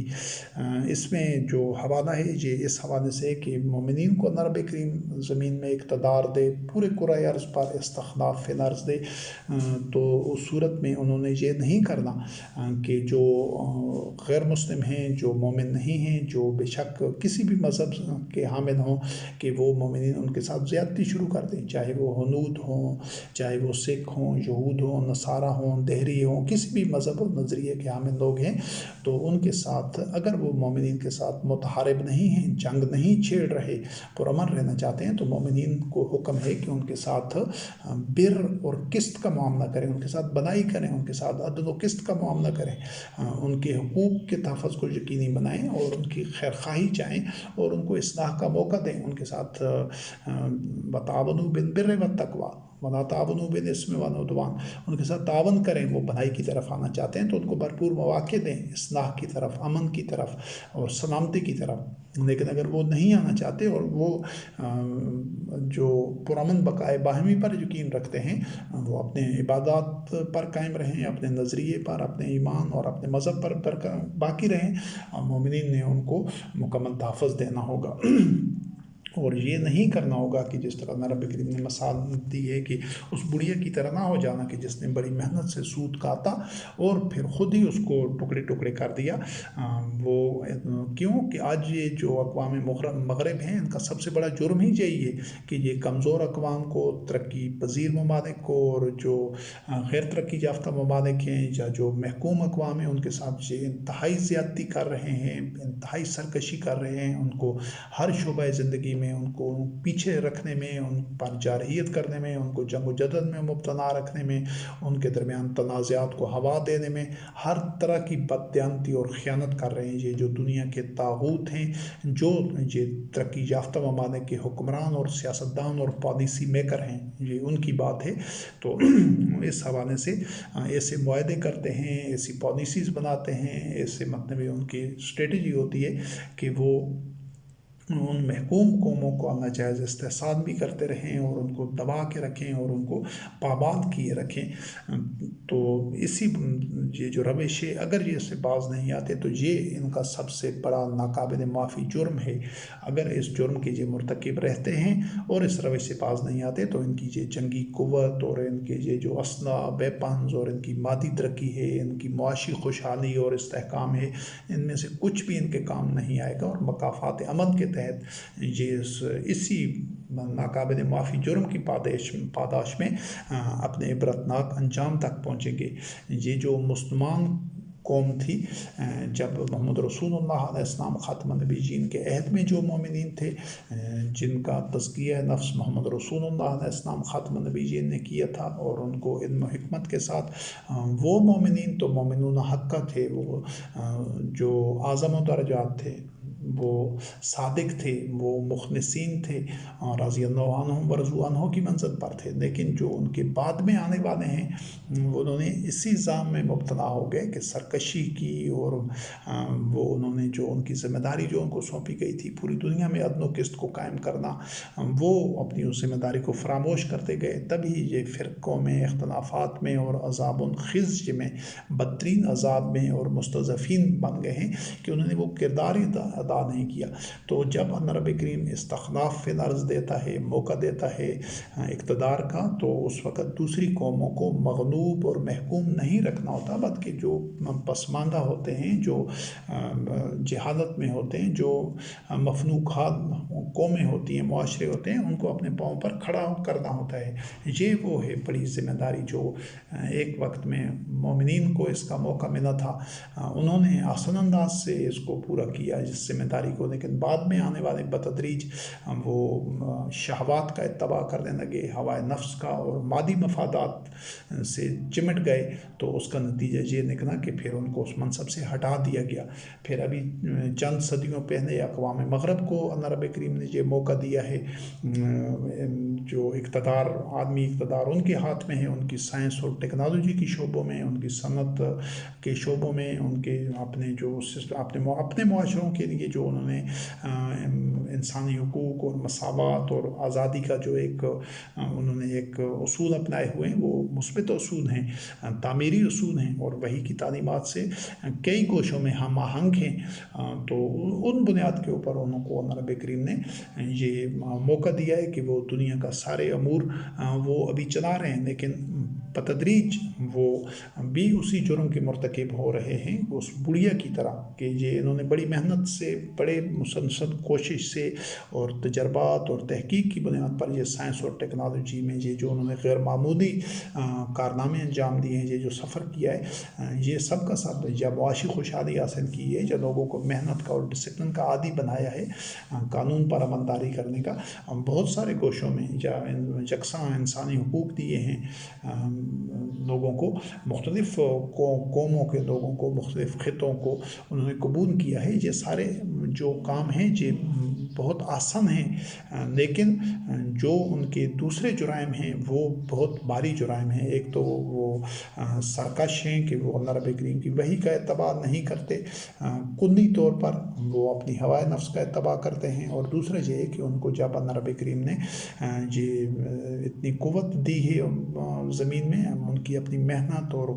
کوشش کے نتیجے میں، کہ انہوں نے یہ سائنس اور ٹیکنالوجی میں بے پناہ ترقی کی ہے، محنت کی ہے، تحقیق، تجربات اور فکر سے، اور اپنے ادارے بنا کر، سسٹم بنا کر وہ یہ فوائد ان کو ملے ہیں، یہ جو جس پوزیشن پر ہیں، لیکن ان کا جو جرم ہے وہ یہ ہے کہ انہوں نے اس بڑیا کی طرح مسلسل وہ کمزور اقوام کے ساتھ اپنے تئیں آپس میں تو وہ یکساں انسانی حقوق کی پاسداری بھی کرتے ہیں معاشروں کے اندر یا آپس میں، لیکن جو دوسری اقوام ہیں، جو پسماندہ ہیں، جو جہالت میں ہیں اور جو کمزور ہیں، ان کے ساتھ یہ ظلم و زیادتی کی انتہا کر دیتے ہیں، ان کو کچل دیتے ہیں، ان پر حملہ آور ہوتے ہیں، ان کو خاک و خون میں ملا دیتے ہیں۔ اس حوالے سے ان کی مثال اس بڑیا کی ہے کہ یہ اگر وہ اپنی اس روش سے باز نہیں آتے تو ان پر اللہ رب کریم کی گرفت ہوگی، اور جس طرح مسلمانوں کو ہٹا کر، جو کہتے تو ابھی تک اپنے آپ کو مسلمان ہیں لیکن ان میں سوء العذاب میں ہیں، مستضعفین ہیں، عباد الطاغوت ہیں، تو یہ تاریخ میں ایسا بارہا ہوتا رہا ہے۔ ابھی یہ جو اقوام مغرب ہیں، اقوام جدید ہیں، اگر یہ اپنی اصلاح نہیں کرتی اور بنیادی اصلاح نہیں کرتی اور ساری نوع انسانی کو یکساں ان کی منفعت کے لیے، ان کو اپنے پاؤں پر کھڑا کرنے کے لیے اقدام نہیں کرتی انتہائی سنجیدگی کے ساتھ اور انتہائی محکم انداز سے، ٹھوس انداز سے، تو ان کو بھی بدل دیا جائے گا۔ ان کی جگہ اللہ وحدہ لا شریک اور لوگوں کو لے آئے گا، اور یہ بھی پھر دوبارہ تاریکیوں میں، ظلمات میں، پستیوں میں اور ذلت اور محکومی میں اور سوء عذاب میں مبتلا ہو جائیں گے۔ یہ اللہ رب العزت اس سے بنی اسرائیل کا بھی قرآن کریم کے تذکرہ موجود ہے ان کا، کہ 2 مرتبہ ان کو اس طرح رون دیا گیا تھا، کچل دیا گیا تھا ان کی اپنی بدعمالیوں کی وجہ سے۔ مسلمانوں نے جو بدعمالیاں کی، جو حدود فراموش ہوئے، جو اللہ رب کریم نے ان کو مقام، منصب اور مرتبہ دیا تھا، اس کو فراموش کر دیا اور یہ پستیوں میں خود جاتے گئے تو آج اس حالت میں ہیں۔ تو پھر صدیوں سے ابھی اقوام جدید کو موقع ملا ہوا ہے، یہ بھی مسلسل جرم کے اوپر جرم، شر کے اوپر شر، فساد کے اوپر فساد، یہ بھی دستے جا رہے ہیں اس تندن میں۔ تو اگر انہوں نے بھی اپنی اصلاح نہیں کی اور یہ توبہ نہیں کی اور وہی کے تباہ کے اوپر اور نوع انسانی کے سب کے لیے یکساں بنیادی انسانی حقوق کے لیے کھڑے نہ ہوئے، تو ان کو بھی اسی طرح صفحہ ہستی سے ہٹا دیا جائے گا، اور ان کو پھر ایک لمبے وقت کے لیے یہ ظلمتوں میں، تاریکیوں میں اور پستیوں میں اور محکومی میں اور کچل کر کمزور کر دیا جائے گا، ان کا کمر توڑ دی جائے گی۔ یہ قانون فطرت ہے، مقافات امن ہے، یہی اللہ رب العزت کی سنت ہے اور یہی اللہ کے کلمات ہیں، اور ایسا ہی ہوتا رہا ہے پوری انسانی تاریخ میں۔ یہ آج بھی وہی کر رہے ہیں کہ جس سے اللہ رب کریم نے منع کیا تھا مومنین کو، کہ تم آپس میں یہ جو اپنے باہمی معاہدے ہیں اور یہ جو ٹریٹیز ہیں، ان کو ایسا نہیں بنانا کہ ایک امت دوسری امت کی نسبت زیادہ مضبوط ہو جائے، زیادہ بالا تر اور برتر پوزیشن میں آ جائے، اور دوسرے کمزوروں کا ناجائز استحصال کرتی رہے، ان سب کو ایک محکومی میں اور مغلوبی میں رکھ کر ان کو ہمیشہ پست سطح پر رکھنے کے لیے پالیسیاں بنائے، معاہدے کرے۔ یہ جس طرح آج پورے یہ سیاسی اور عالمی سطح پر ہر طرح پر یہی اقدامات کیے جا رہے ہیں، تکون امت ہے یا اربع من امت انما یبلوکم اللہ بہ، اللہ رب کریم تو اس طرح اقوام کو، افراد کو، معاشروں کو، ملکوں کو آزماتا رہتا ہے، ابتلا میں سے گزارتا رہتا ہے۔ تو آج یہ جو ترقی یافتہ ممالک ہیں، اپنے اداروں کے ذریعے ورلڈ بینک، IMF، اقوام متحدہ اور دیگر جو ان کے جنگی اتحادات ہیں، اتحاد بنائے ہوئے ہیں، بنیاد بنائے ہوئے ہیں، صنعت کے، ٹیکنالوجی کے، یہ تمام کے تمام کمزوروں کو کچلنے کے لیے ہیں، ان کو محکوم رکھنے کے لیے ہیں، اور اپنے جو حریف ہیں ان کو شکست دینے کے لیے ہیں، جو ایک دوسرے کے حریف بنے ہوئے ہیں۔ طاقتور ممالک میں جو رساکشی ہو رہی ہے، یہ دونوں پہلوؤں سے تمام کے تمام یہ جو سرکردہ ممالک ہیں، یہ فساد فی الارض میں بہت آگے تک جا چکے ہیں، بہت آگے تک، اور اس حد تک چلے گئے ہیں کہ جو عرب میں اس وقت حالت تھی کہ وہ سارے معاشرہ اپنے ان غلط رویوں کی وجہ سے وہ آگ کے گڑھے کے کنارے پر تھا، آج یہ جو جتنے ترقی یافتہ ممالک ہیں، جو زمین کے کرتا درتا ہیں، جو پالیسی ساز ہیں، جن کے ہاتھ میں سارے امور ہیں، معیشت کے، معاشرت کے، اخلاقیات کے، میڈیا کے، جنگ اور امن کے، سیاست کے سارے معاملات جو چلا رہے ہیں، وہ خود اور دوسرے جو ان کے رحم و کرم پر ہیں، تو وہ قانون عام پر ہم آزاد ہیں، جس طرح مسلمان ہیں، وہ تو انسانی سطح پر ہیں ہی نہیں، وہ تو کیڑے مکوڑوں کی سطح پر ہیں اور زمین کا بوجھ ہیں۔ وہ تمام کے تمام وہ خود بھی آگ کے گڑھے کے کنارے پر پہنچے ہوئے ہیں، اور ان کے جو پیچھے چلنے والے ہیں، ان کی جو تقلید کرنے والے ہیں، یا ان کے جو محکوم ہیں، جو ان کے آگے بے بس ہیں، ان کو بھی اسی انجام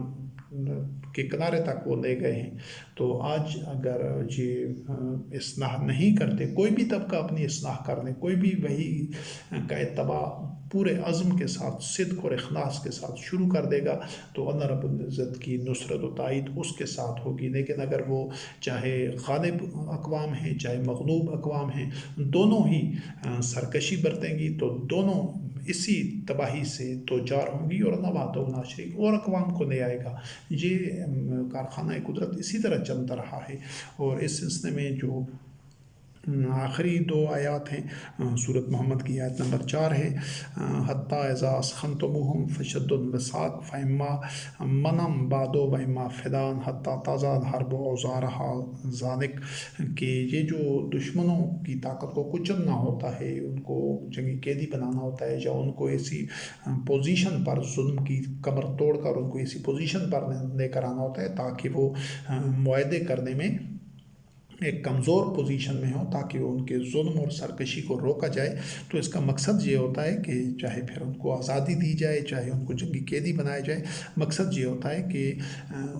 جنگ کے ہتھیار رکھ دیے جائیں، یعنی تاکہ زمین میں فساد پھیلانے کی پوزیشن میں کوئی بھی نہ ہو۔ یہ مقصد ہوتا ہے، یہ مقصد نہیں ہوتا کہ خود اپنے پاس اتنے ہتھیار اور ایسی قوت اور ایسا مہلک اسلحہ ہو کہ دوسرے اس سے دب کر رہیں۔ آج تمام ترقی یافتہ اقوام یہی کر رہی ہیں، جبکہ اللہ رب کریم نے یہ جو ظلم کو روکنے کا، سرکش کی جو جارے کی کمر توڑنے کا اور اس کی قوت توڑنے کا جو حکم دیا ہے، وہ اس مقصد کے لیے حتیٰ تازہ الحرب اوزارہا، تاکہ جنگ کا سامان ختم ہو جائے، جنگ اپنے ہتھیار پھینک دے، کیونکہ جنگ کی آگ میں جلنے سے سب بسم ہوتے ہیں۔ تو اللہ رب کریم وہ انسانی کو اس امن اور اس بے خوفی کی کیفیت میں لے کر جانا چاہتا ہے، اس حالت میں جہاں پر جنگ کا خدشہ ہی نہ ہو۔ آج تو 24 گھنٹے دڑا دڑ دن رات مہلک سے مہلک اسنا تیار ہو رہا ہے، جنگی ساز و سامان، فوجیں، جنگی جہاز، ایئر کرافٹ کیریئر، سب میرینز، جو آبدوزیں ہیں، اور یہ میزائلز، اور یہ سارے جتنے مہلک سے مہلک ہتھیار پر ہی ساری جو انسانی وسائل ہیں، وسائل ارضی ہیں اور توانائیاں ہیں، ان پر لگ رہی ہیں۔ تو یہ اسی وجہ سے لگ رہی ہیں کہ پورے گلوب کے اوپر انہی شیاطین کا جو تسلط اور قبضہ ہے، جو خود بھی تباہی کے گڑے کے آگ کے گڑے کے کنارے پر پہنچے ہوئے، اور جو ان کے زیر دست اقوام ہیں، جو مغلوب اقوام ہیں، ان کو بھی وہ اسی انجام کے بالکل کنارے پر لا چکے ہیں۔ اور آخری آیت ہے جو سورۃ الرعد کی آیت نمبر 21 ہے، وہ یہ ہے وَالَّذِينَ يَصِلُونَ مَا أَمَرَ اللَّهُ بِهِ أَن يُوصَلَ وَيَخْشَوْنَ رَبَّهُمْ وَيَخَافُونَ سُوءَ الْحِسَابِ۔ یہ ہوتی ہے مومنین کی روش۔ مومنین ہمیشہ زمین میں فساد کو روکنا چاہتے ہیں، اور جس کا اللہ نے جن کو منانے کا حکم دیا ہے وہ ان کو مناتے ہیں۔ تو جو اللہ رب العزت نے حکم دیا ہے ساری نوع انسانی کو منانے کا، کافۃ للناس، قرآن کریم بھی ساری انسانیت کے لیے، مسلمانوں کے لیے نہیں ہے، محمد رسول اللہ علیہ السلام کافۃ للناس کے لیے، سارے انسانوں کے لیے ہے، اور بیت اللہ بھی سارے قیام للناس، سارے انسانوں کے لیے ہے۔ اللہ وحدہ لا شریک، رب الناس، مالک الناس، الہ الناس ہے۔ تو یہ ساری چیزیں تو سارے انسانوں کے لیے، اس پر مسلمانوں کی اجارہ داری یا قبضہ یا ان کے ساتھ یہ مخصوص نہیں ہے کہ وہ صرف مسلمانوں کا یا مومنوں کا رب ہے، یا قرآن صرف مومنوں کے لیے ہے، نہیں۔ یہ اللہ رب کریم کی ہدایت، یہ پوری کائنات اور سلسلہ ہدایت اور اس کی جو مختلف عناصر ہیں، یہ ساری انسانیت کے لیے ہیں۔ اور مومن کون ہوتا ہے، مسلمان کون ہوتا ہے؟ جو ساری انسانیت کے وہ جو رشتے ہیں ان کو محکم کرتا ہے، ان کو آپس میں جوڑتا ہے، انسانوں کو پوری آزادی کے ساتھ، انسان پوری آزادی کے ساتھ ہندو رہے، عیسائی رہے، سکھ رہے، یہودی رہے، کافر رہے، جو بھی رہے، لیکن ان کی جو انسانیت کے رشتے ہیں وہ آپس میں جڑے ہوئے ہونے چاہیے بحیثیت انسان، وہ سب، تاکہ پرامن بقائے باہمی کے اصول پر رہیں، ان میں وہی وحدت پیدا ہو۔ اور یہ جو تعصبات میں گرے ہوئے لوگ ہوتے ہیں، جن میں قومی تعصب ہوتا ہے، عصبیت ہوتی ہے، مذہبی تعصب ہوتا ہے، علاقائی تعصب ہوتا ہے، جو لسانی تعصب ہوتا ہے، رنگ و نسل کا، حسب نسب کا تعصب ہوتا ہے، یہی وہ لوگ ہوتے ہیں کہ جن کے قلوب و اذہان میں زہر ہوتا ہے، جو پورے معاشروں میں جو ان کے اپنے اندر اس کی تعصب کی آگ لگی ہوئی ہوتی ہے ان کے قلوب میں، اور وہ ان کا بس چلے تو سارے معاشروں کو اس آگ میں جھونک دیں، سارے لوگوں کو اس آگ میں پسند کر دیں۔ تو ان جو متعصب لوگ ہیں ان کو سمجھنا ہے، جو انسانیت میں دراڑیں ڈالنا چاہتے ہیں، خلیجیں ڈالنا چاہتے ہیں اور ڈال چکے ہیں، مزید وہ تباہی سے دوچار کرنا چاہتے ہیں، وہ متعصب لوگ ہر مذہب میں ہیں، ہر قوم میں ہیں، ہر ملک میں ہیں، ہر علاقہ میں ہیں، ان نفرتوں کو، بیپاریوں کو، ان متعصب اور جو تنگ نظر ہیں ان لوگوں کی نشاندہی کرنا ہے، ان کو بے اثر کرنا ہے، تاکہ وہ نفرتوں کا اور تعصب کا زہر سارے معاشرے میں نہ پھیلا सकें। ये जो जहर है इसकी मिसाल सरतान की है, कैंसर की। जिस तरह कैंसर पूरे जिस्म में फैल जाता है तो फिर मरीज़ काबिल इलाज नहीं रहता। आज ये वो जो नफ़रतों का, तअस्सुबात का जहर मुल्कों की सूरत में है, कौमों की सूरत में, मुख्तलिफ़ फ़िरक़ों की सूरत में, मुख्तलिफ़ मज़ाहब की सूरत में, मुख्तलिफ़ मालियाती तबक़ात के हवाले से, समाजी ये जो दर्जाबंदी है या जो समाज में एक ज़ात पात का एक इम्तियाज़ है, जो नस्ल परस्ती है, इन सारी सूरतों में ये जहर मौजूद है। तो इस जहर का तरियाक करना है, और इस जहर का तरियाक सिर्फ़ और सिर्फ एक ही है कि वो अल्लाह वहदहू ला शरीक की वही का इत्तबा किया जाए। उन लोगों का दस्तो बाजू बनना है आपको कि जो लोग नौ इंसानी की वहदत के लिए, नौ इंसानी के टूटे हुए रिश्तों को जोड़ने के लिए इन असना और इन शरपसंदों से और इन वेपन से और इन मुतअस्सिब लोगों से कुरान अर्ज़ को पाक करने का अज़म लेकर उठें। हम अल्हम्दुलिल्लाह रब्बिल आलमीन इसी अज़म के साथ उठे हैं और क़याम किया है, ताकि अल्लाह के दीन को, जो कि सरासर अमन है, सलामती है, खैर है, बरकत है और सारी इंसानियत के लिए है, किसी ख़ास ख़ित्ते के लिए, किसी ख़ास मज़हब के लिए नहीं है। तो ये दावत सारी इंसानियत के लिए और सारी इंसानियत के जो उनके तहफ़्फ़ुज़ के लिए है। और इसी चीज़ को अल्लाह रब्बुल करीम ने फरमाया कि जिसको अल्लाह ने जोड़ने का हुक्म दिया है तो मोमिनीन उसको जोड़ते हैं, और वो अल्लाह रब्बुल करीम की खशियत रखते हैं। वो बदतरीन अज़ाब से खौफज़दा रहते हैं कि ताकि वो अगर इंसानियत के रिश्तों को तोड़ेंगे, वो नफ़रतें फैलाएंगे, वो उनमें तफ़रक़ा फैलाएंगे, इख्तलाफ़ात पैदा करेंगे, एक दूसरे को दुश्मनियों को हवा देंगे, एक दूसरे को मग़लूब रखने की कोशिश करेंगे, उनको महकूम और शिकस्त ख़ोर्दा रखने की कोशिश करेंगे, ख़ुद बानतर रहने की कोशिश करेंगे। तो ये मुफ़सिदीन हैं, ये अल्लाह के दुश्मन हैं, नौ इंसानी के दुश्मन हैं, इस्लाम के दुश्मन हैं, जो सारी नौ इंसानी के लिए यकसां इज़्ज़त और तकरीम की ज़मानत देते हैं, उनके बुनियादी इंसानी हुकूक़ के तहफ़्फ़ुज़ की बात करते हैं, जो सारी नौ इंसानी की वहदत के लिए